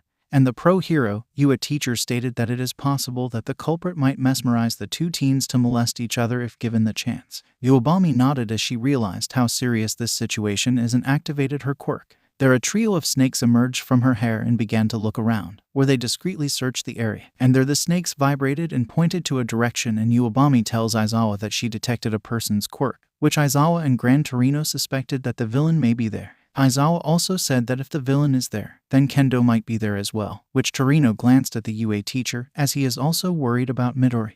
Aizawa then instructed 𝐒𝐿 to lead the way in finding the culprit as well as Kendo. So they are here. Why would they? We need to find them. I'm on it. Make sure we do not arouse suspicion. Understood. Let's go. Okay. The pro heroes and 𝐒𝐬𝐫 went ahead and following 𝐒𝐿 as she uses her quirk to pinpoint the source, and they soon arrived at the restroom, where they noted that there are 3 doors, male, female, persons with disabilities. Aizawa then told the others that the culprit might use some gas that may disable them, and 𝐒𝐬𝐫 got the gist as she uses her quirk to create gas masks and gave one to 𝐒𝐿, Aizawa and Gran Torino, and they put it on, where Aizawa went to the male room and found nothing. He came out and waited, where 𝐒𝐬𝐫 came out from the women's room and tells him she found nothing. As Aizawa attempted to touch the door to the disabled room, he turned the knob and finds it locked. And there he knocked on the door, and no one is answering. And the UA teacher instructed 𝐒𝐬𝐫 to create a listening device, which she nodded. And after doing so, 𝐒𝐬𝐫 uses the device and leans on the door, where she heard sounds of moaning, and she blushed at this as she recognized the voices. Aizawa and Torino became concerned, and seeing that the hallway is deserted for now, he tells the others to be ready, as he has a feeling that the culprit could be inside, which they nodded as the group is ready for action. Okay. They are here. 𝐒𝐬𝐫, Torino. Be ready. We might face the culprit there. Really? For real? Yes, be ready. Yes, sensei. Hope the kid is okay. Aizawa then instructed Midnight to use her quirk to put the culprit to sleep in case he is there and attempts to escape, and Midnight nodded, saying she is ready for that. Ready, Midnight? Yes, Eraserhead. You know what to do. I know. We got one shot at this. I understand. Get ready. Right. Using her quirk, 𝐻𝐬𝐫 created a lockpick and picked the keyhole until they open, and once inside, both 𝐻𝐬𝐫 and the pro heroes stared wide-eyed in surprise at what they just saw. The scene shows that Midoriya and Kendo are laid on the floor, with Midoriya laying on top, her legs spread, and Midoriya is seen thrusting his still hard penis inside her womanhood, and did a series of deep shoves and thrusts. And the female Class 1B rep was again on the receiving end as the Class 1A member, still in his aroused state of mind, made love with her again. And this time he is starting to get a bit rough. In a rather gentle manner, the head of his penis began to make its way inside, trying to reach her cervix, which again causes her body to absorb stronger sensual signals, and with the minutes past, her body is now craving for more. Her legs spread and draped around Midoriya's legs. Her body involuntarily responded as the pleasure overtook her, and she moaned through the session along with Midoriya. Ha, ooh, ha, ooh, ha, ooh, ha. Aizawa and Toriño are surprised at seeing this, and a blushing 𝐻𝐬𝐫 attempted to shake Midoriya out of his stupor, but he paid no attention as all he did was moan while making love to Kendo. And she tells Aizawa that Midoriya doesn't appear to be aware of what he is doing. Midnight looked around and sees that no one else is around, but noticed that the window just above the toilet is opened, and tells Aizawa about it. Toriño, who is guarding the door, also said that no one passed through him, and the pro heroes realized that the culprit has made a good escape, assuming that the culprit has sensed their presence and fled. Aizawa nodded as he noted that Kendo is also in the same situation, and he looked around to see if the culprit is still here just in case, and he thought carefully on how to rouse the two younger teens from their seemingly mesmerized states. This is bad. Eraser head. It seems that neither of the two students are aware of their actions. What should we do? I'm thinking. Midnight. Yes, the scene shifts to Midoriya and Kendo, where the action went on for a few more minutes, and this time, their sensual escapade ended as Midoriya's body finally reached its limit, and Kendo's body soon reached her final orgasm, and it was enough to render her incapable of resisting as her body underwent another explosive pleasure. And the scene zoomed inside her womanhood as you can see the inner walls contracting and Midoriya's penis deep shoving and moving faster. Then his seed shoots out from the head, firing about 7 shots, which were whitish and thick, firing in every 4-second interval. His seed traveled within the inner walls and filled her womanhood, and Kendo was unable to move as her body is exhausted from having non-stop sex. However, Midoriya continued to thrust his hips and trying to push his penis deeper inside her, causing the two younger teens to moan almost aloud, and both 𝐻𝐬𝐫 and 𝗂𝐵AMI became concerned and they had to do something about it. Until an idea came to Aizawa's mind, as he stared at Midnight, which the rated R pro hero nodded, and glances at 𝐻𝐬𝐫 and 𝗂𝐵AMI as they tried to shake the two teens to get them to stop, but did not work. Aizawa-sensei ... they're still at it. They won't stop. Move back, you two.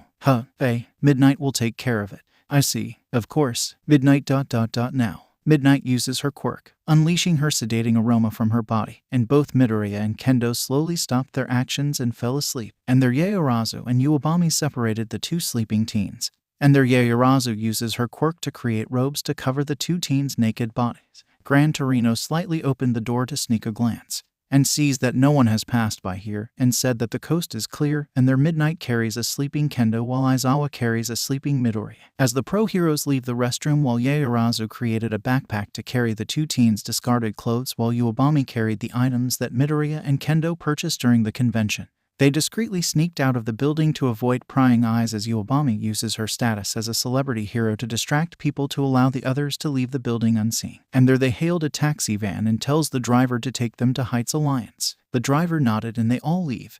And during the trip, Aizawa and Toriño are wondering how the culprit is able to find out about Kendo being at the convention, which Midnight suggests that the culprit may have overheard about the trip and planned it out, but stated that she did not expect that the culprit would drag Midoriya in this, and felt that they are facing more than an ordinary pervert. 𝐻𝐬𝐫 glanced at Midnight and asked what she meant, and the female pro hero said the pervert may have a fetish of sort, saying that if the culprit is interested in Kendo, he could have uses his quirk to violate Kendo like what he did to her at 𝐒𝐬𝐼𝐺. But seeing Midoriya with her, rather than getting the boy out of the way, the culprit either possesses Midoriya or uses some kind of drug to make Midoriya and Kendo screw each other out. Really, sensei? Based on what I observed, the villain has a strange fetish. He even used Midoriya to screw Kendo for his own viewing pleasure. What a despicable villain. Couldn't agree more. We need to find this villain. Let the other pro heroes handle this. Aizawa and Toriño listens on and slowly find some sense in Midnight's words, and their trip to 𝐒𝐬𝐼𝐺 is currently ongoing. And now the UA teachers may have to report to Nezu about the situation and what steps to take given what happened during the day. The scene shifts at UA Academy, where the next scene shifts to the infirmary where Recovery Girl did a quick check on Midoriya and Kendo, and after a quick but thorough checkup, she assured to the teachers and 𝐻𝐻𝗄𝗧 that the two teens are okay and unharmed, but revealed that there were small traces of the scent-like chemical in their bloodstream, and said that it would take another few hours before the residue fades. She then asked them how did this happen. And after hearing about the circumstances, Recovery Girl sighed and said that they have to brace themselves for a situation of uncertainty, which 𝐻𝐻𝗄𝗧 asked what Recovery Girl meant. What do you mean? A situation of uncertainty? Please tell us. Well, is something terrible about to happen? That would depend. Midnight and Aizawa went silent while 𝐻𝐻𝗄𝗧 gasped when Recovery Girl said that there's a possibility that Kendo might get pregnant given that Midoriya released his seed inside Kendo, and this made the Class 1 Vice Class Rep seething in anger, as she couldn't believe that the pervert would use Midoriya just to violate Kendo. Aizawa calmly urged 𝐻𝐻𝗄𝗧 to calm down as he promised that things will be okay and that UA Academy will see to it that Midoriya and Kendo will get the proper help they need should Recovery Girl's scenario come true. It's okay, 𝐻𝐻𝗄𝗧. Sensei, UA Academy will help them. We'll see to that. Sensei, I promise. After some time, Midoriya and Kendo woke up, surprised that they are only in their bathrobes and nothing else, and their Aizawa and 𝐻𝐻𝗄𝗧 took Kendo to another area where they gently told her what happened. And the class rep of Class 1B stared wide-eyed at hearing this, and asked her how this happened, which Midnight said that the culprit who assaulted her at the dorms used a scent similar to her quirk and made Kendo and Midoriya screw each other while mesmerized by the scent. 𝐻𝐻𝗄𝗧 also told Kendo how they discovered the plot and led the teachers into heading to the convention center and managed to free her and Midoriya. And their Kendo became worried when she realized that she and Midoriya did that without protection. Aizawa placed a hand on her shoulder and told Kendo not to get daunted and promised that UA Academy will help her in any way they could. 𝐻𝐻𝗄𝗧 also promised to help her as well, which slowly calmed Kendo down when told that Midoriya is also a victim. Easy, Kendo. The teachers are working out a way to catch the culprit. I'll help you in any way I could. And please don't put the blame on Midoriya. He was also victimized. Back at the infirmary, Gran Torino told Midoriya the circumstances, and the current holder of the One for All quirk became worried, since he realized that he released his seed into Kendo's womanhood. But Torino assured to Midoriya that the One for All quirk can only be transferred through willingness and not through force. But Recovery Girl told Midoriya to be ready as there is a possibility that Kendo might get pregnant, which made Midoriya feel upset, as he felt that he made Kendo take the brunt of the burden. But Torino told him it is not his fault and is sure that Kendo won't put the blame on him. Ease up, kid. But Torino-san, the invisible pervert is to be blamed. You were just. Still. If Kendo-san gets. And it's all my fault. Don't blame yourself, kid. It wasn't your fault at all. Recovery Girl nodded and told the younger boy that some things happen for a reason, but the important thing is that neither he or Kendo are harmed and that they are safe. She advised Midoriya to keep this matter a secret, which Midoriya nodded, and their Torino took his leave. After some time, Midoriya left the infirmary and met Kendo on the way. And though she put up a brave front, she slowly went towards him, buried her face on his shoulder and shed some tears, which he slowly hugged her, apologizing for not being able to protect her, though she said that it is not his fault. 𝐻𝐻𝗄𝗧 watched from a distance and is sympathetic as she knew that both of them lost their innocence due to the invisible pervert, and she decided to approach the two and invited Kendo to come at Class 1A's dorm, saying that she has an imported tea and would like to share it with her, which Kendo accepted. So we're good. Why yeah, good. I promise that the tea I have will make you feel better. I guess. I have snacks too. Okay, shall we? Sure. 𝐻𝐻𝗄𝗧 told Midoriya that he too will try out the tea, which he also accepted. You're going to like it, Midoriya. Yeah, and I promise that you'll enjoy it. Really? Okay, let's go. Okay. As the three UA Academy students leave, Aizawa and Midnight commented that the next few days would be crucial, and hopefully the tests to be conducted would not cause any complications. While at the same time they need to strengthen the security as Kendo got violated the second time around. Midnight said that Nezu needs to be informed of the situation, which Aizawa agreed. And Vlad King must also be told since he is the homeroom teacher of Class 1B. Then I guess Vlad will be pressured should he find out. Can't be helped. He's the homeroom teacher of Class 1B. He might feel guilty. Likely. Still, Nezu needs to be informed. I'm on it. At a private room, Torino is there, talking to All Might, and the retired #1 hero is surprised when told about what happened, and felt that Midoriya would blame himself for being unable to fight off the pervert's shenanigans, especially when the pervert made Midoriya have sex with Kendo. Torino told All Might that Nezu is to be informed of the situation so that he could come up with a way to catch the pervert, or else he would target other students, and worse, might carry out something that would make even the boys go perverted and molest the girls. To think that this pervert would go that far. I have to admit the culprit has a very dark fetish and may have developed a perverted obsession towards Ms. Kendo. If that wasn't enough, he even used that boy. This is a serious matter. Indeed, I feel I may have let Midoriya down.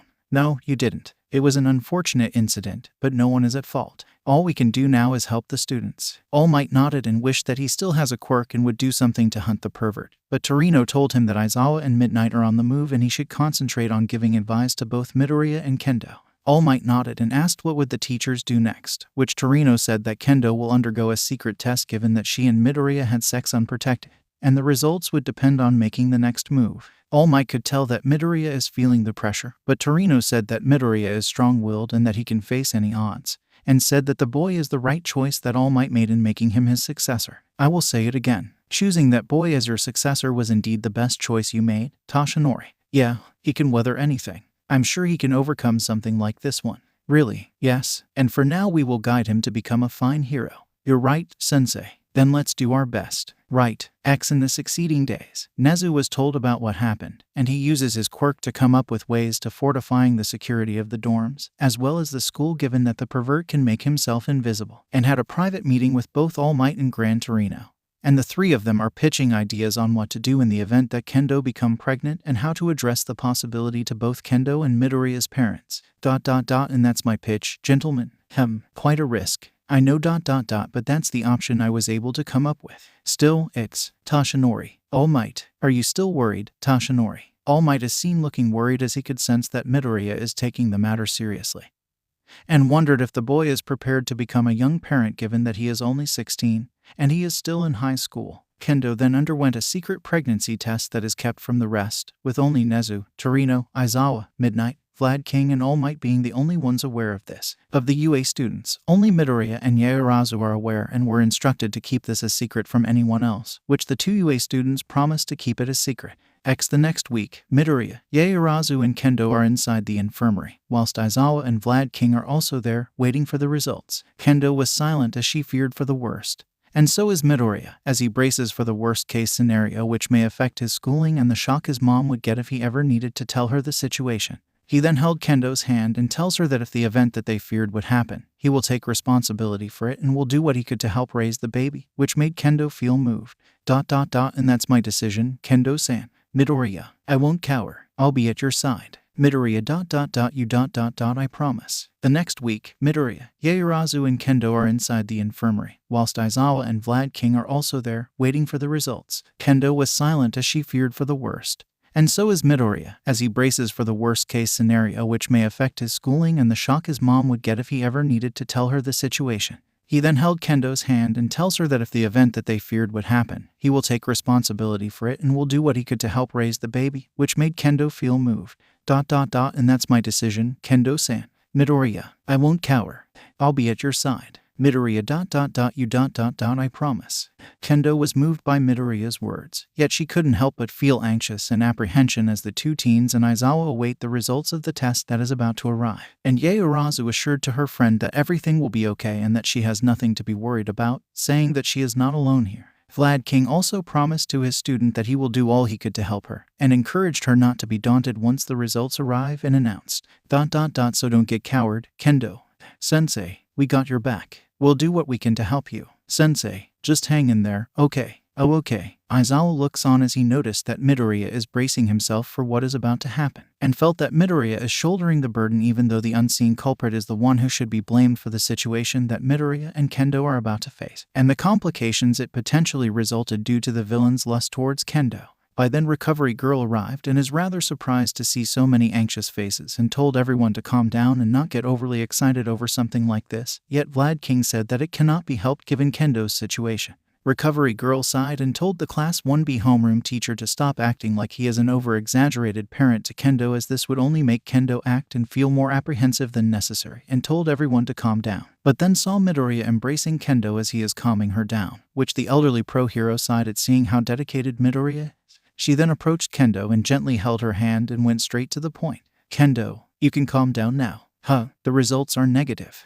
Yes, you're not pregnant. Everyone stared in surprise as Recovery Girl told Kendo that the results she received were negative. Hence, Kendo is not pregnant, and thus she has nothing to worry about. which Kendo hugged Midoriya as she was relieved, as she would face such heavy problems if the results were positive. Midoriya just nodded as he embraced Kendo, while Aizawa looks on. Then he talked to Recovery Girl in private and asked if the results are really true, which she nodded and said that if the results were positive then it would devastate Kendo, as it would mean taking time off from UA Academy and forced to sit out for 9 months. This would also mean that if she become pregnant, then she might have problems getting back to studying and get a job once graduating. Hence it would be a burden to Kendo, as well on Midoriya, since he is also an unwilling victim of the invisible pervert who used him to violate Kendo.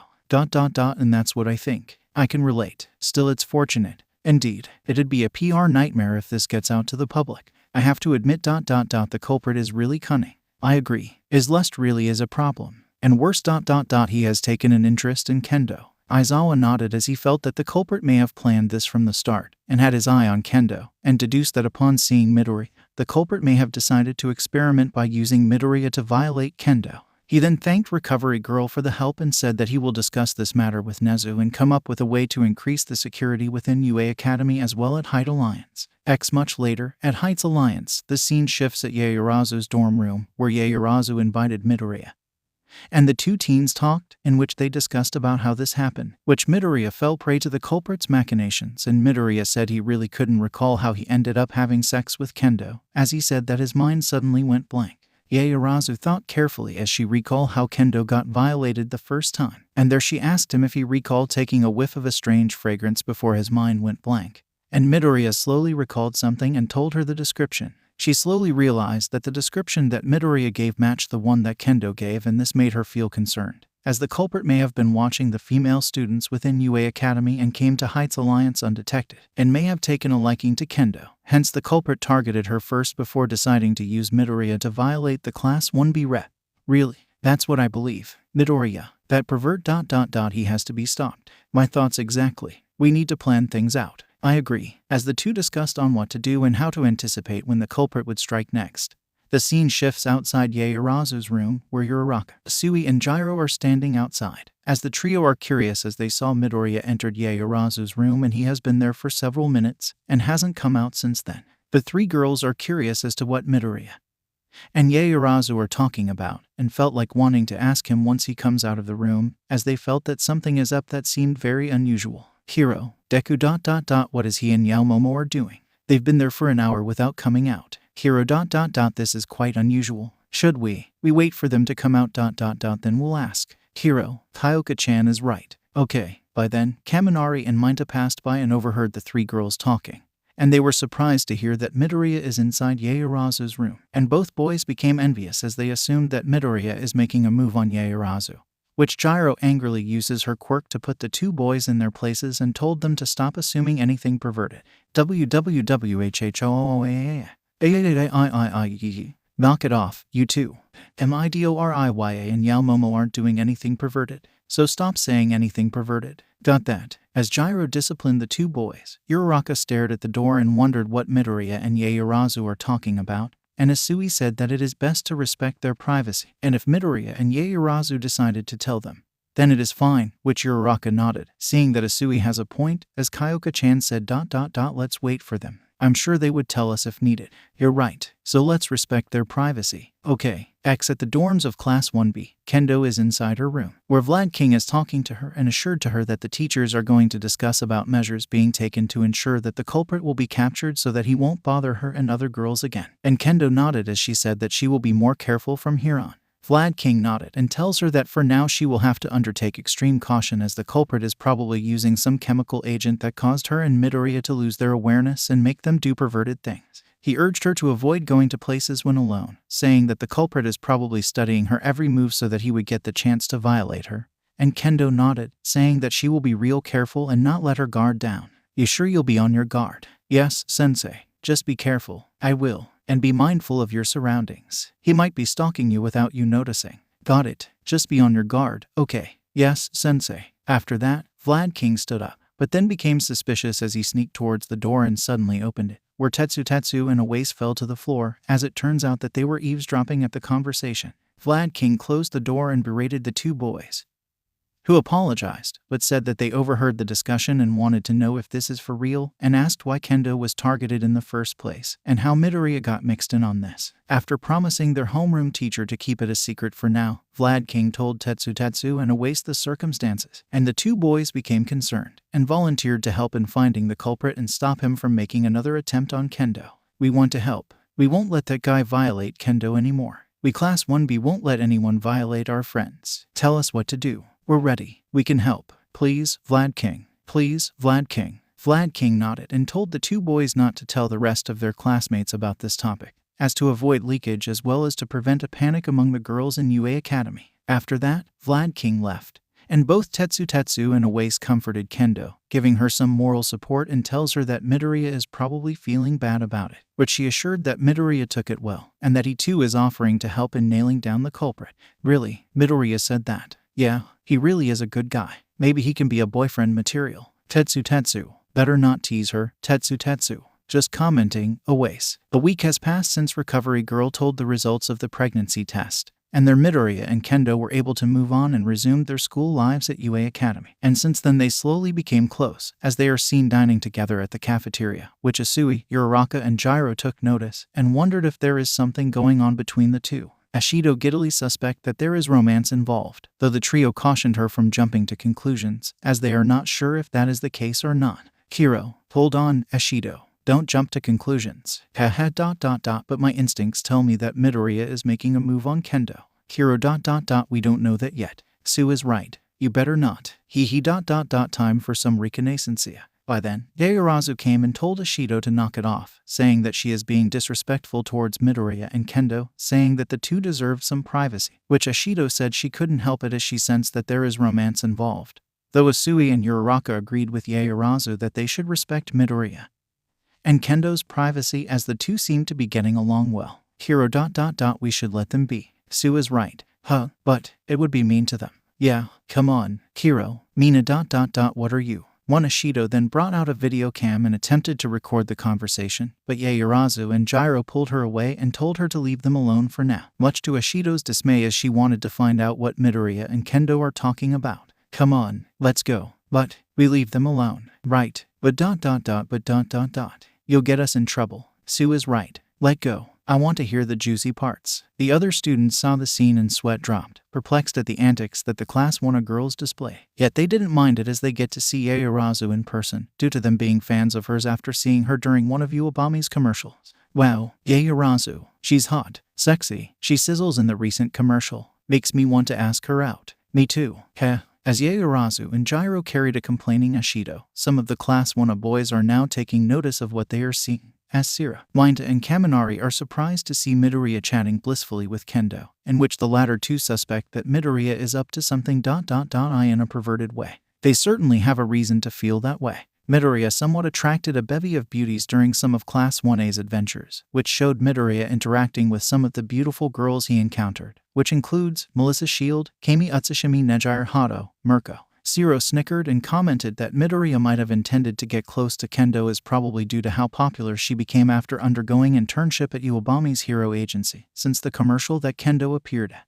This made Kaminari and Minta feel envious, and both plotted to get answers from Midoriya and find out if he intended to make out with 𝗏𝐻, so as to put their minds at ease. That can't be. Midoriya is a maniac. Could be. I say we spy on them. Sounds good. And see if he takes her to a motel. And maybe brought a condom. However, they saw Zero trembled in fear, and when the two boys turn around, they too trembled in fear as Shota Aizawa stood there and is not pleased with what he just heard from the two boys. And there he uses the capture cloth and binds the two boys and started to drag them away, telling them that they are having detention as a way for them to reflect their perverted comments. Kaminari and Minta begged for forgiveness, but Aizawa wouldn't let up. Sorry, no can do. But, you boys will have detention. But, and it's final. The other students dining at the cafeteria sweat dropped at seeing this, and were quite worried seeing how scary Aizawa can be, while at the same time feeling bad for Kaminari and Minta, yet there is nothing they can do. Man, Aizawa is scary. Indeed. Better not get caught. Yeah, we'd be dead. Right. The scene shows that Midoriya and 𝗏𝐻 are chatting, and they were getting along well, and you can see that 𝗏𝐻 looked happy as she is having a good time with Midoriya. And there he decided to help her get over about what happened at the convention and said that he arranged a friendly date with her, saying that he won a couple of discount coupons from a fast food restaurant, Kendo raised an eyebrow and asked if he is asking her out on a date. Midoriya blushed and said that it is just a friendly date, like hanging out together, and there she figured out that he appeared to want to help her overcome the incident recently, and decided to accept the invitation. Okay, I accept. Really? Yeah, okay. Of course you will have to pay. Right. Good. It's settled. Okay. He nearby? Tetsu in a way saw and heard the discussion, and felt that Kendo deserved it after being violated by the culprit the first time, but are unaware of the fact that the culprit mesmerized Kendo and Midoriya into having sex at the convention, and are glad that Midoriya is becoming a good friend to Kendo and hope that he is not doing anything foolish towards her. The two Class 1B boys saw Kendo getting closer towards Midoriya, looking like she is enjoying, and their Tetsu wondered if she developed feelings for Midoriya, which 𝐻𝐴ce wondered if that's the case or not, but Tetsu said it might be, showing that Midoriya is blushing and even asked her out on a date, which made the two debate if this is the case or not. You heard me. You're saying that Midoriya likes Kendo. Could be. If so, then it's good. I wonder, does Kendo feel the same? Well, Ryuko Yanagi joins in and asked if what she just heard is true, and their 𝐻𝐴ce said that what she heard just now is speculation, though they felt that it is too early to judge, and urged her not to suspect anything bad towards Midoriya, which Ryuko said that she is not. Relax. I don't. Really? Yeah, I see. To be honest, I think Midoriya is a good boy. I agree. However, the trio became a bit alarmed as they saw Monoma approaching Kendo and questioned her on why is she getting cozy towards Midoriya, reminding her that Midoriya is one of Class 1A, and they are someone that must be defeated before graduating UA Academy. As Midoriya just ignored him, Monoma began to make unjust accusations and even insinuating that Midoriya is planning to take Kendo somewhere and do the you-know-what as a way to get the edge over Class 1B. This made Midoriya feel getting on the edge as Monoma's comments were below the belt in a stab towards Kendo, but suddenly she stood up and slapped Monoma, causing him to fall to the floor, which caused other students to stare in surprise after hearing what Monoma just said. Whoa, look at that. Nito Monoma. You heard what he said. Yeah, what a jerk. Yup, he deserved it. This prompted 𝐻𝐴ce, Tetsu and Ryuko to intervene and grapple onto Monoma, who now has a swollen cheek, and berated him for the comments he made. They told Monoma to stop picking on Class 1 as his actions would drag the rest of Class 1B into trouble, even though Monoma tried to explain his side. Geez, Monoma, you should stop picking on Class 1A and leave Kendo alone. Let's go, before you piss Kendo off. Yeah, as Midoriya and Kendo are continuing to get along and getting friendly, Tetsu and 𝐻𝐴ce are starting to sense something from them and believe that Midoriya is developing feelings for her, which the two boys wondered if this is okay. Yanagi was also watching and felt that if this is what Kendo wanted, then as long as she doesn't regret it, then she and Midoriya deserve a chance at a potential relationship. 𝐻𝐴ce then pointed out about a possible situation in which there might be admirers in UA Academy who might resent Midoriya if he ever decides to woo Kendo. Tetsu responded by saying that only Kendo decides who she chooses as a boyfriend, which Yanagi also agreed, saying that only Kendo would make the decision regarding her love life and no one else. So I say we let Kendo choose who she wants. I agree. Maybe you're right. If it's Midoriya, then it's fine. If that's who Kendo chooses, fine with me. Then it's settled. Should we keep watching them? I say we leave them alone.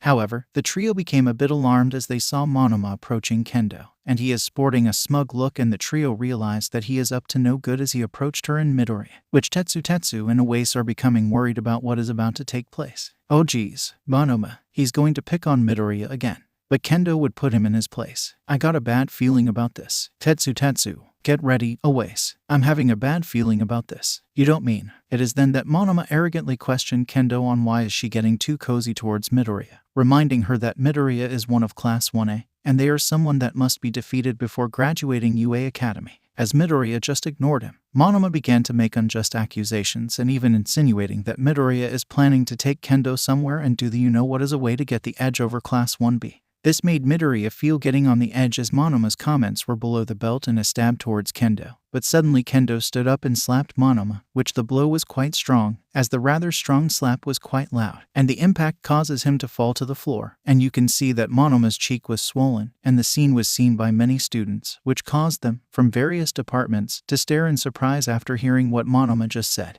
Whoa, look at that. Nito Monoma. You heard what he said. Yeah, what a jerk. Yup, he deserved it.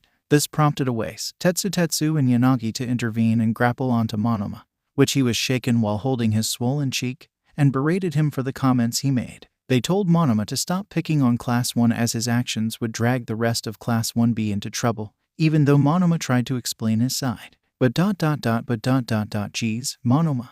You should stop picking on Class 1A and leave Kendo alone. Let's go. Before you piss Kendo off. Yeah. As the 3 Class 1B members dragged Monoma away, Midoriya checked on Kendo, who is staring at the floor, looking pissed. And Midoriya was worried as he is unsure about what to do, but came up with something and gently hugged her, telling her that it is okay. Kendo sat down as she is still pissed.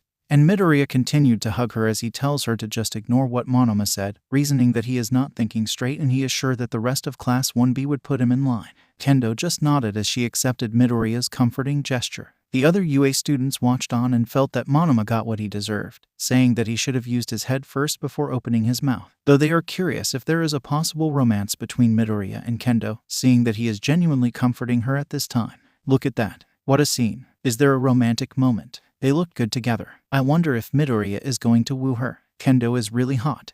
Makes every guy go after her. Good point. Meanwhile, outside of the cafeteria, Yanagi, Tetsu, and 𝗚𝗏 are berating Monoma and told him to stop harassing Class 1A, saying that he is going too far and he would cause a huge misunderstanding that might result in Class 1A and 1B to get more than a verbal argument. Monoma tried to reason with his classmates, but the trio wouldn't have any of it and threatened that if Monoma won't stop, they will petition with Kendo to tell Vlad King to have him kicked out of Class 1B and throw him out of the hero course, much to his disbelief. You can't be serious. We are. You've gone too far. And Kendo got pissed off. Moreover, you'll put our class in trouble. So either you behave yourself or we will tell Kendo to tell Vlad King to have you kick out of Class 1B. You heard us. So toe the line or it's bye-bye for you. By then Aizawa came and sort of overheard the conversation and asked the trio if what he heard is right. And the 3 Class 1B members were taken aback by the sudden turn of events and reluctantly confirm it, and their Aizawa got the gist and uses his capture cloth to wrap Monoma before dragging him away, saying that Monoma is going to spend half the day in detention until he promised to stop picking on Class 1A, which Monoma tried to plead, to no avail. No, please don't. It's punishment. You already made a mess, and now your classmates are getting fed up with your antics. CLASS1 is. Midoriya is trying to take advantage of. What Midoriya and Kendo do outside of class is none of your business, so stop pestering and provoking them. Unless you want me to petition to Dan-sensei to have you kicked out of the hero course. Yep, now behave. Yanagi, 𝗚𝗏, and Tetsu sweat dropped as they watched the scene, and felt that Aizawa might be the only one who can put Monoma in his place, as their classmate has always ignored Kendo's warning. And they hoped that this would give Monoma a reminder not to let his foolishness get ahead of himself. Good grief. Thank goodness. Hope that teaches Monoma. Aizawa-sensei can be scary. Indeed. But he was able to put Monoma in his place. Let's hope for the best. Right. Yeah. A few days later, the scene shifts at a fast food restaurant at a mall where Yaoyorozu and Gyro are hanging out as they were discussing something. And though she promised to keep the incident between Midoriya and Kendo a secret, Yaoyorozu decided to confide to Gyro what she knows, as she has a feeling that Gyro might become the next random victim of the unseen pervert. Gyro stared wide-eyed upon hearing this, as she couldn't believe that Kendo has been victimized. And Midoriya was used as an unwilling pawn just to satiate the culprit's perverted satisfaction. And there she slowly got the gist after piecing together what happened during the time when 𝐼𝐻's alliance was under siege, and how it was connected to what Kendo and Midoriya were forced to go through at the convention center last week. No way. Are you serious, Yaomomo? Yes, I am. Then those insects invading 𝐼𝐻's alliance. Correct. They were used to distract us from finding out that the true culprit is making Midoriya and Kendo do perverted acts against their will. Guess it all makes sense. Glad Midoriya and Kendo have recovered. But the culprit is still out there. Right. But how can we catch him if his quirk is similar to Hagakire's quirk? Actually, Yaoyorozu said that the UA teachers are asking Power Loader and Meihatsum to come up with a support item that would detect people who uses an invisibility quirk or device. As she told Gyro how the culprit was able to infiltrate the Class 1B dorms and stealthily made Kendo violate herself. As Gyro nodded, a teenage boy came and approached the 2 girls, bowing at them, and said that he overheard their conversation, saying that it matched what he suspected, as he said that he happened to know where the culprit is hiding, and said that the culprit's invisibility quirk has a time limit in which he cannot stay invisible for a longer period. Really? For real? Yes, I saw it myself. If so, it's a surprise that the culprit didn't notice you. I kept myself hidden and observed him. I was able to tell what the culprit's limits are. Yaomomo. This somewhat piqued 𝐂𝐬𝐫 and 𝐔𝐬𝐽's interest and asked for more information. And there the teenager said that he happened to know where the culprit is hiding and overheard him saying that he plans to lure Kendo to his hideout and make her have sex with the culprit, and said that he couldn't tell the police because the culprit can sense things, but he can be taken down by a surprise attack which only UA students can do. He also said that he heard that UA Academy students now have licenses, thus they can legally fight villains. 𝐂𝐬𝐫 and 𝗔𝐬 glanced at each other before staring at the teenage boy, and asked if there is a need to go there right away, which the teenage boy nodded, saying that the culprit usually stays at his hideout at this time, and said that he was able to hear what time he intended to leave his hideout, as the time right now is 11. 𝐂𝐬𝐫 thought carefully before accepting the teenager's offer to lead them to the culprit's hideout, and as the teenager led 𝗔𝐬 out of the mall, 𝐂𝐬𝐫 secretly informed the rest of Class 1 about their secret mission, which she says that they are heading to 𝗵𝗲𝗄𝐻, while instructing them to activate a secret tracker, as 𝗂𝐬𝐫 has one on her bag and she activated it before joining 𝗔𝐬 and the unidentified teenage boy. Meanwhile, the scene shifts at another mall where Midoriya and Kendo are on a friendly date, as both decided to hang out as friends, as he decided that this would help them cope and get over on what happened last week and at UA Academy after Monoma's below-the-belt insult towards Midoriya. As the two teens are looking for a table and chairs that they can rent, some customers recognize Midoriya and Kendo and made some complimentary comments, believing that the two teens are dating, and noted that they look cute together. Kendo blushed deeply as she could not believe that this would be their first date, but mentally accepted the compliment, and the two teens are facing the counter just as the cashier asks for their order, which the two teens are choosing their meals, and finally gave their orders. "May I have your orders?" What's your order, Midoriya?" "I think I'll have a chicken MCDO." "Okay, I'll have the same thing." "So is that your orders, sir, ma'am?" Yes. "Okay, here are the prices." Here, Midoriya and Kendo chose their meal as chicken and rice with fries and Sprite, and began to look for a table, which they found one. And as they took their seats, Kendo excused herself as she is going to wash her hands, and Midoriya nodded as he waited for her. And after a minute she returned, and there they began to dine as he asks if she liked the setting for their date, which she smiled and said that she does not mind it as she prefers something simple like this. "So, Kendo-san, how did you like it?" "Our first date. My apologies if the venue is too simple for you." "Oh, not at all, it's fine." "Really?" "Yeah, it's simple enough, and the food we're eating is good." After that, they began eating and they talked about various topics, and yet they have no idea what is happening right now, as 𝐂𝐬𝐫 and Kendo are heading to 𝗵𝗲𝗄𝐻 as they are following a lead to where the culprit is believed to be hiding. At Heights Alliance, Shoto Todoroki is glancing at the Android tablet as he is checking on a list of criminals who committed crimes which involves perverted acts toward women. And according to the file sent to him by Vernon, who is Endeavor's sidekick, the criminals shown on the file are currently incarcerated at various prisons. And now he wondered if the one who molested Kendo a few days ago is a new criminal. Suddenly Uraraka came and approached Todoroki, telling him that she received an SMS message from 𝗂𝐬𝐫, saying that she and 𝗔𝐬 are heading to 𝗵𝗲𝗄𝐻 to follow an eyewitness who said that he knows where the culprit, who is said to be the one who harassed Kendo, is hiding. And according to the text, 𝗂𝐬𝐫 requested that Class 1 and Aizawa be informed about this. Todoroki became concerned and worried as he sensed that this could be a trap. And he tells Uraraka to tell Aizawa about the situation while he will tell their classmates about this. And as Uraraka asked what's the concern, Todoroki said that 𝗂𝐬𝐫 and 𝗔𝐬 may have fallen into a trap, as it is odd that this eyewitness would lead 𝗂𝐬𝐫 and 𝗔𝐬 to 𝗵𝗲𝗄𝐻 instead of summoning the police or some pro-heroes. Now that you mentioned it, it does sound odd. 𝗂𝐬𝐫 and 𝗔𝐬 may have unknowingly fallen into a trap given that they think that they have the culprit cornered.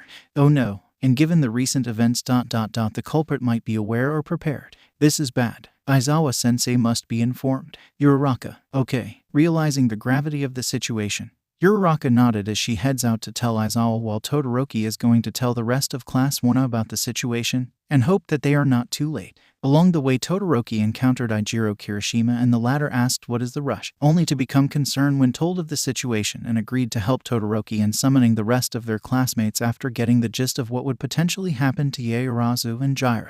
This really sounds bad. Even if they are prepared, we have no idea what this culprit is capable. You got a point. While Uraraka will tell Aizawa-sensei, we need to tell the others. Right. So let's go, Kirishima. I'm with you. Todoroki and Kirishima then went downstairs to find their classmates who may be available, as some are outdoors and had personal activity. And there they were able to find Kota and Ada, and both boys became worried after being told by Todoroki about the situation that may befall 𝗂𝐬𝐫 and 𝗔𝐬. This is bad. Indeed, Todoroki said it could be worse, given the insect invasion incident a few days ago. Then we must act now. 𝗂𝐬𝐫. We need you to use your quirk and summon birds to find 𝐒𝐬𝐫 and 𝗔𝗂𝗧. We're begging you, man. Okay. 𝗂𝐬𝐫 accepted Todoroki's request as he uses his quirk to summon some birds and help them locate 𝐒𝐬𝐫 and 𝗔𝗂𝗧, while Ida will call their classmates who are physically available so that they would form a search party to commence finding their two classmates. Meanwhile, the scene shifts at Hamamatsu, where the eyewitness lead 𝐒𝐬𝐫 and 𝗔𝗂𝗧 towards what appeared to be a forest, where 𝗒𝐬𝐫 marveled at the nature-like scenery, though �𝗂𝗧 was a bit wary as she expected that the place would be infested with villains given what the eyewitness said earlier. Yet she finds it a bit odd that the place is quite far from Tokyo, and now they are traveling within a forest, with 𝗒𝐬𝐫 backing her up. Moreover, she wondered if they did the right thing in not asking the rest of Class 1 to tag along, feeling that it might be more effective if all members are present. At least this would be a good start to get information about the culprit who is said to be planning to sexually assault Kendo once more. By then 𝗔𝗂𝗧 asks the eyewitness if they are near the culprit's lair, which he said that they are almost there. Are we almost there? Yes, almost. Is it quite far? No. Just a little more. Really? Yes. After a few more minutes the trio arrived, where 𝗒𝐬𝐫 stared in awe seeing that the house resembled a wooden cabin, which is ideal for a vacation stay, and as she asks the eyewitness if the culprit lives here, which he said yes, 𝗔𝗂𝗧 looked around, trying to see if there is anything odd here, and so far she sensed nothing, and the eyewitness invited the two girls to come inside, and as the two girls went inside, they noted how tidy the interior is. As 𝗒𝐬𝐫 admired how clean the cabin looked, 𝗔𝗂𝗧 looked around as she has a feeling that something is odd here, and she is starting to regret not summoning the rest of Class 1 here, yet it cannot be helped as things were rushed, and their 𝗒𝐬𝗫 told 𝗔𝗂𝗧 to be ready for anything. 𝗔𝗂𝗧, be ready. Why? I sense that if the culprit is nearby, he might try something. Got it. Good. Just keep your eyes open for anything. Okay. 𝗔𝗂𝗧 nodded as the unidentified eyewitness sat on the sofa, and there he told the two Class 1 members that he has been observing the culprit for days, the time patterns and the fixed hours on how long the culprit is outdoors. 𝗔𝗂𝗧 is observing the statement carefully, and so far she didn't see any indication of deception here. The eyewitness then puts down his backpack and brought out 2 bottles of waters and offered it to 𝗒𝐬𝐫 and 𝗔𝗂𝗧, saying that they must be thirsty after a long travel. The two girls accepted and drank the bottles as 𝗔𝗂𝗧 began asking the eyewitness some questions regarding the culprit. As the eyewitness began to answer the questions, 𝗔𝗂𝗧 and 𝗒𝐬𝐫 continued to drink the bottled water, and a few minutes later they started to feel drowsy. And 𝗒𝐬𝐫 slowly slumped to the table, and 𝗔𝗂𝗧 realized that something is wrong and stood up, and put up some resistance, as she tries to resist the effects upon realizing that she and 𝗒𝐬𝐫 have unknowingly ingested some sedatives, and saw that the eyewitness is grinning, and there she realized that they fell into a trap. However, her body slowly succumbs to the sedative's effects as she slowly knelt down in defeat. The eyewitness smirked and said that he will see to it that both 𝗔𝗂𝗧 and 𝗒𝐬𝐫 will be properly accommodated. Good. Looks like you are going to be my esteemed guests. D-damn. Do not worry. I will not harm you. I will see to it that you two are properly accommodated. And no. For now. Have a good rest. Meanwhile, the scene shifts at where Midoriya and Kendo are, as they are still dining, and as he is eating his food, Kendo is mentally preoccupied, for this is the first time she is having a real date, and that she wondered where this would lead them to, as this is actually a friendly date, but lately she seemed to gain some interest in him. Despite what happened to them recently, due to the machinations of the unseen culprit, Midoriya is willing to help her, and he even said that he would do whatever it takes to help her, and Kendo was emotionally touched. And she subconsciously began to take interest in him and wondered if he is taking interest in her as just Itsuka Kendo, not as the big sister of Class 1B. There Midoriya asked if she is okay, and Kendo snapped back to attention as she is quite embarrassed to let him know that she is slowly taking interest in him, on a level where she began to see him as more than a friend.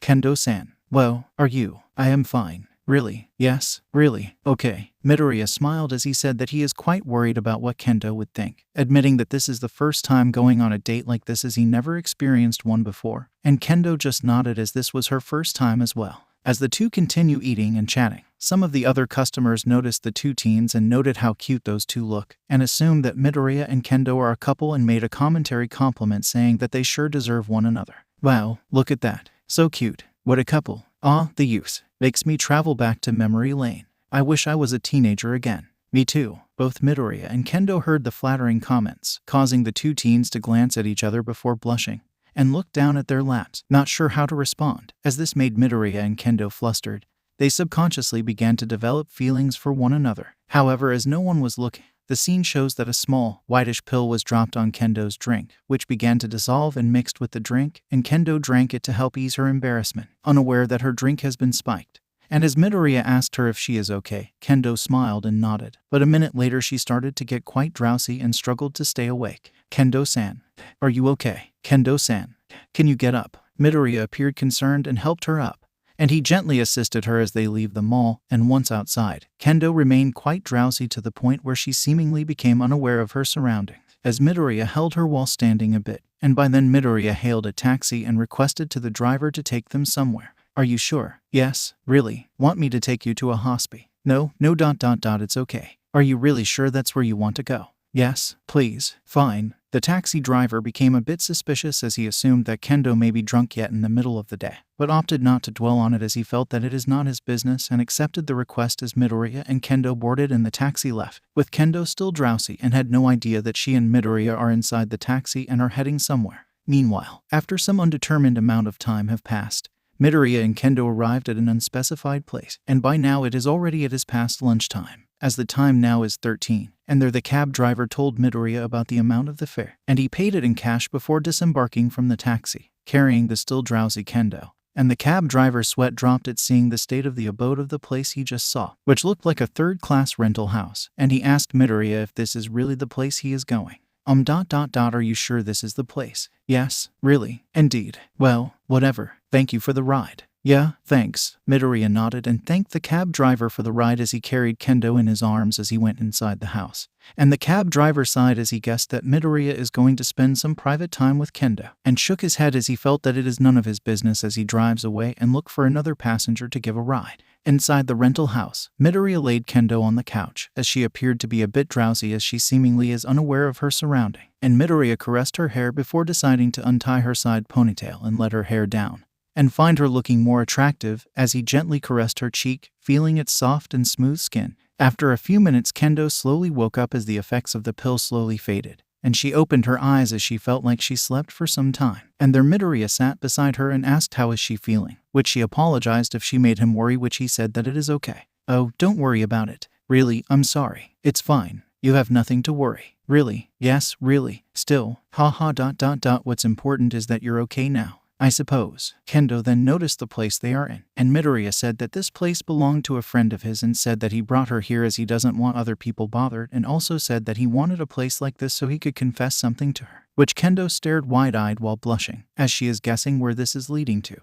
She appeared to be unprepared for something like this as it didn't occur to her that something like Midoriya wanting to woo her would be possible, and felt that things are way too rushed, yet Midoriya appeared to be calm and collected, as he gently held her hand while taking a deep breath. Kendo-san, I've been meaning to tell you, I like you, I love you, I want you ... as my girlfriend. As Midoriya told Kendo that he likes her, she blushed deeper as she is conflicted as to whether she should accept his confession or not, as one part of her sees him as a good friend and the other part sees him as a boyfriend material despite his plain looks, yet he is down to earth and caring. As she is pondering on what to say, she didn't notice that a fresh scent of air, which vaguely resembled a fog, is covering the living room, and she unknowingly inhaled it. And there Midoriya smiled as he slowly went forward and kissed her on the lips, surprising her as she felt that her body is compelling her to reciprocate the gesture even though she doesn't want to. Kendo was surprised as the kiss went passionate. Yet deep inside she felt that this is wrong as she hasn't given her answer yet, but her body would not respond, and she is slowly getting a bit alarmed as Midoriya slowly unbuttoned the buttons of her upper clothing until her cleavage is exposed, and Midoriya began to gently kiss her chest. Kendo gasped as she felt her body starting to heat up, and she tells him to stop. He just moaned while kissing her chest and cleavage, and now she is starting to feel arousal as he soon remove her blouse and slip a few fingers underneath her bra and gently caressed her nipple, which hardened. Wait. Midoriya. Stop. Kendo is beginning to get terrified, as she couldn't move as her body seemed to react on its own while Midoriya continued to kiss her chest before something unexpected happened, as her hands moved on its own and began to undo her bra, exposing her breasts, and noticed that Midoriya is smiling, and there she sensed that something is off as Midoriya wouldn't do something like that. Recalling what Midoriya told her about him about the time he encountered a villain who can shapeshift, she tells the person in front of her to reveal himself, and Midoriya went still before another person partially appeared, who appeared to be the same age as Midoriya, and though good-looking, had the eyes of a perverted person. There the perverted person revealed that he is the one who made Kendo violate herself at Heights Alliance, and now he is possessing Midoriya's body so as he could get close to Kendo without arousing suspicions from others. And Kendo realized that she is in danger but couldn't move. Then yup, it was me. I made you fondle yourself at your dorm. You, and I made you and this boy screw each other at that convention center. So it was you. Yup, and I'm proud of it. The perverted person, who introduced himself as hentai, revealed that aside from his quirk that lets him physically pose as a person, he also possesses a quirk similar to somnambulist, except that instead of putting a target to sleep, it allows the target to be submissive to the quirk user. Thus Hen said that her body will only move when he commands her to. He demonstrated by commanding Kendo to remove the rest of her clothes until she is only in her panties. And to her shock, her body moved on its own and took off her clothes until she is in her panties. Kendo blushed deeper as she tries to resist, but Hen said that she can only move when he says so, which angered her as she tells him to get off Midoriya's body. But Hentai said that he finds Midoriya's body quite good to use on her. What? That's right. I'm going to use this body. Although it's plain looking ... but his PP is good to use. So now I'm going to use this boy's body, especially his PP, to enter your pussy. I won't let you. Too late. And I'm going to demonstrate it. Hen smirked as he took command of Midoriya's body, as he took off his clothes until he is only in his loose brief, then gives another demonstration of his quirk as he tells her to touch Midoriya's penis, and Kendo stared wide-eyed as her body moved under Hen's command. And there she went towards Midoriya's possessed body, and her hand went inside his brief and caressed his penis, where moments later it reached full strength, and Kendo blushed deeper upon feeling Midoriya's arousal. No, stop. Your hand is so soft and smooth. Let me go. I am going to enjoy this. Damn you. What will I do next? As Kendo is forced to arouse Midoriya's body against her will, the possessed Midoriya began to lap her nipple, gently suckled it as she is now getting more aroused. And he moaned while suckling it as Kendo tried to rouse Midoriya from his possessed slumber but fell to deaf ears as she ended up moaning from the arousal she is feeling right now. Midoriya. Stop. And Midoriya-kun ... snap ... out. The scene shifts at the cabin at a forested area within Hamamatsu, where Ieyasu and Ghirō slowly woke up, and there they noticed their predicament, where they tied on a pair of beds. Their wrists and ankles tied at each corners of the bed, and are only in their bra and panties. And what's more, their mouths are gagged and taped. And when Ieyasu attempted to use her quirk, she is surprised to find out that nothing happened. And when Ghirō tried to use her quirk, nothing happened as well. And the two realize that they are now in a pinch, as they are helpless with no means of freeing themselves and call for help. The two teens tried to break free but were unable to.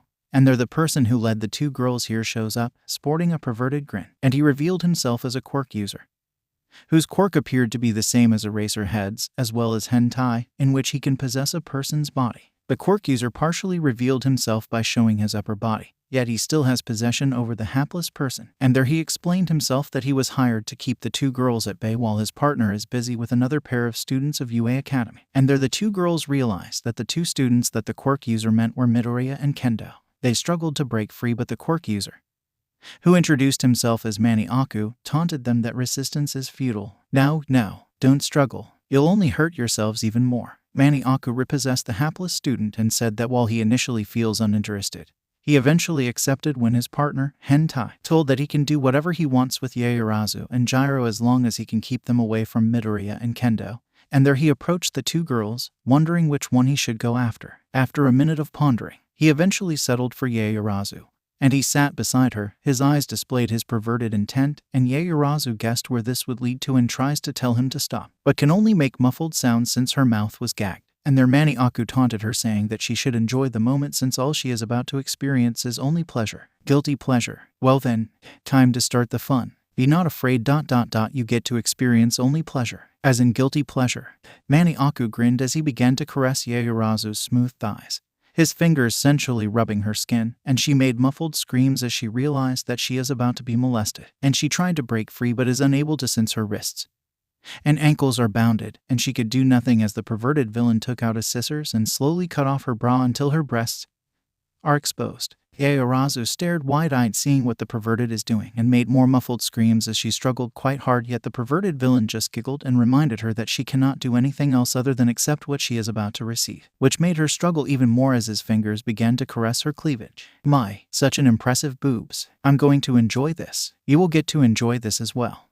𝗳𝗏 was horrified at seeing this and also tried to struggle in breaking free, but was also futile as she could not break free. And 𝗵𝗃𝗄 teasingly assured to 𝗳𝗏 that she will soon have her turn, which terrified her and verbally lashed back, only to make muffled screams since she too was gagged. 𝗵𝗃𝗄 snickered as he is enjoying this and says that he is going to enjoy this, and there he started his ministration by caressing 𝐒𝐬𝐽's breast, and she made muffled screams as she is being violated. But the possessed student taunted her, saying that her muffled screams are music to his ears, which he said would further add more to the mood. 𝐒𝐬𝐽 struggled hard as she felt her nipples hardening as every touch the possessed student made as he continued to caress her breast. Look, your nipples are getting hard. It shows that you are enjoying it. We have all the time, so sit back and relax ... and enjoy. At UA Academy, the scene shifts at the faculty lounge where Aizawa, Present Mic, and Midnight were listening to what Uraraka is telling them, and the three teachers became concerned and agreed to help Uraraka find 𝗳𝗏 and 𝐒𝐬𝐽, sensing that the culprit may have laid a trap, unaware that the culprit has already have custody of the two girls and are in the process of being violated. Their Aizawa contacted 𝗫𝗍 and told him of the situation, and the principal agreed and suggested that they bring Hound Dog with them, which Aizawa nodded, and their Aizawa told Uraraka to tell her classmates on which of them would be selected to come along, as their quirks might play a role in finding 𝗂𝐽 and 𝗳𝗏. Uraraka ... Here are my instructions. Okay, talk to your classmates. Tell them what I'm about to tell you. Okay, this is very important. Rescuing 𝗂𝐽 and 𝗳𝗏 would depend on this. Okay, good. Now go. Okay. At the principal's office, 𝗫𝗍 is concerned as he has a feeling that the culprit who forced Midoriya and Kendo to violate themselves at the convention center a few days ago might be the one who lured 𝗂𝐽 and 𝗳𝗏 somewhere. And as he thought about it, 𝗫𝗍 decided that UA Academy might enlist the aid of some outside contacts as a way to help in finding the two Class 1A members and to speed up in apprehending the culprit. Looks like I may have to seek help outside UA Academy. The scene shifts at a fashion convention where pro hero 𝗬𝗑𝗵𝗲 was guest of honor, and there she posed for the guests and fashion fans, who cheered her as they admire her for her charisma and for being a pro hero. But because she was known for interning 𝗂𝐽 and Kendo, many fans, boys and girls alike, began inquiring, if not clamoring, where 𝗂𝐽 and Kendo are, as they wanted to see them do some fashion poses. Where are they? Where are 𝗂𝐽 and Kendo? I want to see them. Me too. They're hot and sexy. I want her autograph. So do I. 𝗬𝗑𝗵𝗲 politely told the fans that both 𝗂𝐽 and Kendo are busy at their studies, but she promised them that she would invite the two UA students to another fashion convention if their schedule permits them, which the fans cheered as they hoped to see the two girls again. 𝗂𝐽, Kendo, Kendo, 𝗂𝐽, Kendo, Kendo, 𝗂𝐽, Kendo, Kendo, 𝗂𝐽, Kendo, Kendo. After several minutes the convention ended and 𝗬𝗑𝗵𝗲 went back to the dressing room, where one of the concierges said that she has a visitor, and their Grand Torino is standing outside the dressing room, and 𝗬𝗑𝗵𝗲 nodded, as it turns out that she contacted Torino a day before and invited him to come here, which he accepted. Once inside the dressing room, 𝗬𝗑𝗵𝗲 and Torino talked, where it turns out that both were contacted by Police Chief Kenji Tsurugami, as the latter requested their help in solving the cases, which is related to the unseen molester, which is also related to what happened to Midoriya and Kendo before. And at the present both 𝗬𝗑𝗵𝗲 and Torino exchanged intel, and right now they are still looking for a lead in identifying the culprit. So you're facing a blank wall, Torino? Yeah, I couldn't get a lead. Same here. It seems our pervert is quite elusive. I'd feel bad if the pervert makes a try on 𝗂𝐽 or Kendo. I can relate. Midoriya is feeling guilty even though he was mesmerized into doing that with her before. By then Torino's smartphone rang and he answered it, accidentally activated the speaker.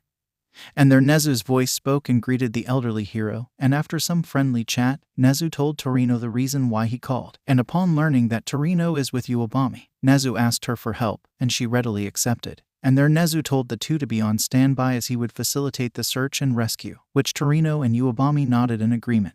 So ... Can I count on your help? Yeah, be ready. I might have you go into action. Yeah, good. I'll be calling you again later. Yeah. The scene shifts at the cabin at a forested area within Hamamatsu, where 𝗂𝐽 and 𝗳𝗏 slowly woke up, and there they noticed their predicament, where they tied on a pair of beds, their wrists and ankles tied at each corners of the bed, and are only in their bra and panties. And what's more, their mouths are gagged and taped, and when 𝗂𝐽 attempted to use her quirk, she is surprised to find out that nothing happened, and when 𝗳𝗏 tried to use her quirk, nothing happened as well. And the two realize that they are now in a pinch, as they are helpless with no means of freeing themselves and call for help. The two teens tried to break free but were unable to. And there the person who led the two girls here shows up, sporting a perverted grin. And he revealed himself as a quirk user, whose quirk appeared to be the same as Eraserhead's, as well as hentai, in which he can possess a person's body. The quirk user partially revealed himself by showing his upper body, yet he still has possession over the hapless person. And there he explained himself that he was hired to keep the two girls at bay while his partner is busy with another pair of students of UA Academy. And there the two girls realized that the two students that the quirk user meant were Midoriya and Kendo. They struggled to break free, but the quirk user, who introduced himself as 𝗵𝗃𝗃, taunted them that resistance is futile. No, don't struggle. You'll only hurt yourselves even more. 𝗵𝗃𝗃 repossessed the hapless student and said that while he initially feels uninterested, he eventually accepted when his partner, hentai, told that he can do whatever he wants with 𝐒𝐬𝐫 and 𝗲𝗏 as long as he can keep them away from Midoriya and Kendo. And there he approached the two girls, wondering which one he should go after. After a minute of pondering, he eventually settled for 𝐒𝐬𝐫. And he sat beside her, his eyes displayed his perverted intent, and 𝐒𝐬𝐫 guessed where this would lead to and tries to tell him to stop, but can only make muffled sounds since her mouth was gagged. And their 𝗵𝗃𝗃 taunted her, saying that she should enjoy the moment since all she is about to experience is only pleasure. Guilty pleasure. Well then, time to start the fun. Be not afraid ... you get to experience only pleasure. As in guilty pleasure. 𝗵𝗃𝗃 grinned as he began to caress 𝐒𝐬𝐫's smooth thighs, his fingers sensually rubbing her skin, and she made muffled screams as she realized that she is about to be molested. And she tried to break free but is unable to since her wrists and ankles are bounded, and she could do nothing as the perverted villain took out a scissors and slowly cut off her bra until her breasts are exposed. 𝐒𝐬𝐫 stared wide-eyed, seeing what the perverted is doing, and made more muffled screams as she struggled quite hard, yet the perverted villain just giggled and reminded her that she cannot do anything else other than accept what she is about to receive, which made her struggle even more as his fingers began to caress her cleavage. My, such an impressive boobs. I'm going to enjoy this. You will get to enjoy this as well. 𝗲𝗏 was horrified at seeing this and also tried to struggle in breaking free, but was also futile as she could not break free. And 𝗵𝗃𝗃 teasingly assured to 𝗲𝗏 that she will soon have her turn, which terrified her and verbally lashed back, only to make muffled screams since she too was gagged.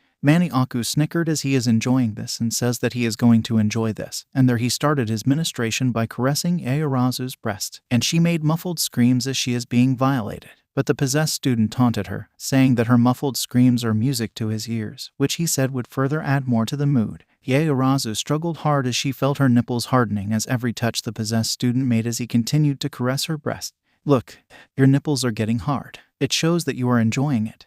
We have all the time, so sit back and relax ... and enjoy. The scene shows that 𝗂𝐬𝐫's body is reacting, as you can see that her nipples have hardened under the possessed boy's finger touching, and he concentrated on her breasts as 𝗂𝐬𝐫 made a rather loud but muffled sounds as she made it clear that she is not enjoying it. But the possessed student just smirked in reply as he continued to caress her nipples, feeling them get harder and harder. Then 𝗵𝗃𝗃 made his next move as he began to lap her nipple, suckling it in an erotic way, as his lips moved and made a suckling gesture whilst his tongue caressed it, causing her nipple to harden even further while his right fingers caressed and gently pinched her other nipple. And this caused 𝗂𝐬𝐫's body to get more aroused. She made muffled moans as 𝗵𝗃𝗃 continued to orally plunder her breasts. MMMPPPFFFHHH. MMMM. MMMPPPFFFHHH. MMMM. MMMPPPFFFHHH. MMMM. MMMPPPFFFHHH. 𝗲𝗏 saw this and tried to break free, yet it was in vain as the bonds were too strong to break free and all she could do is struggle.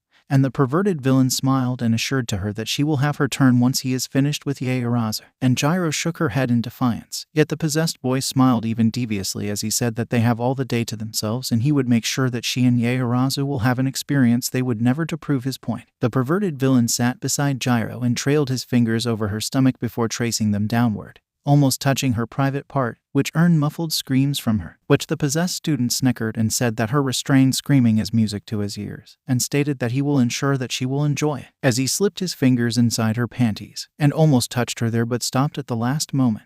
He was teasing her as well as tormenting her at the same time, and her muffled screams can be heard as tears fell from her eyes as she was terrified to the max, and the possessed boy encouraged 𝗲𝗏 to show more terror. The more she showed, the more she can be aroused. You're so cute.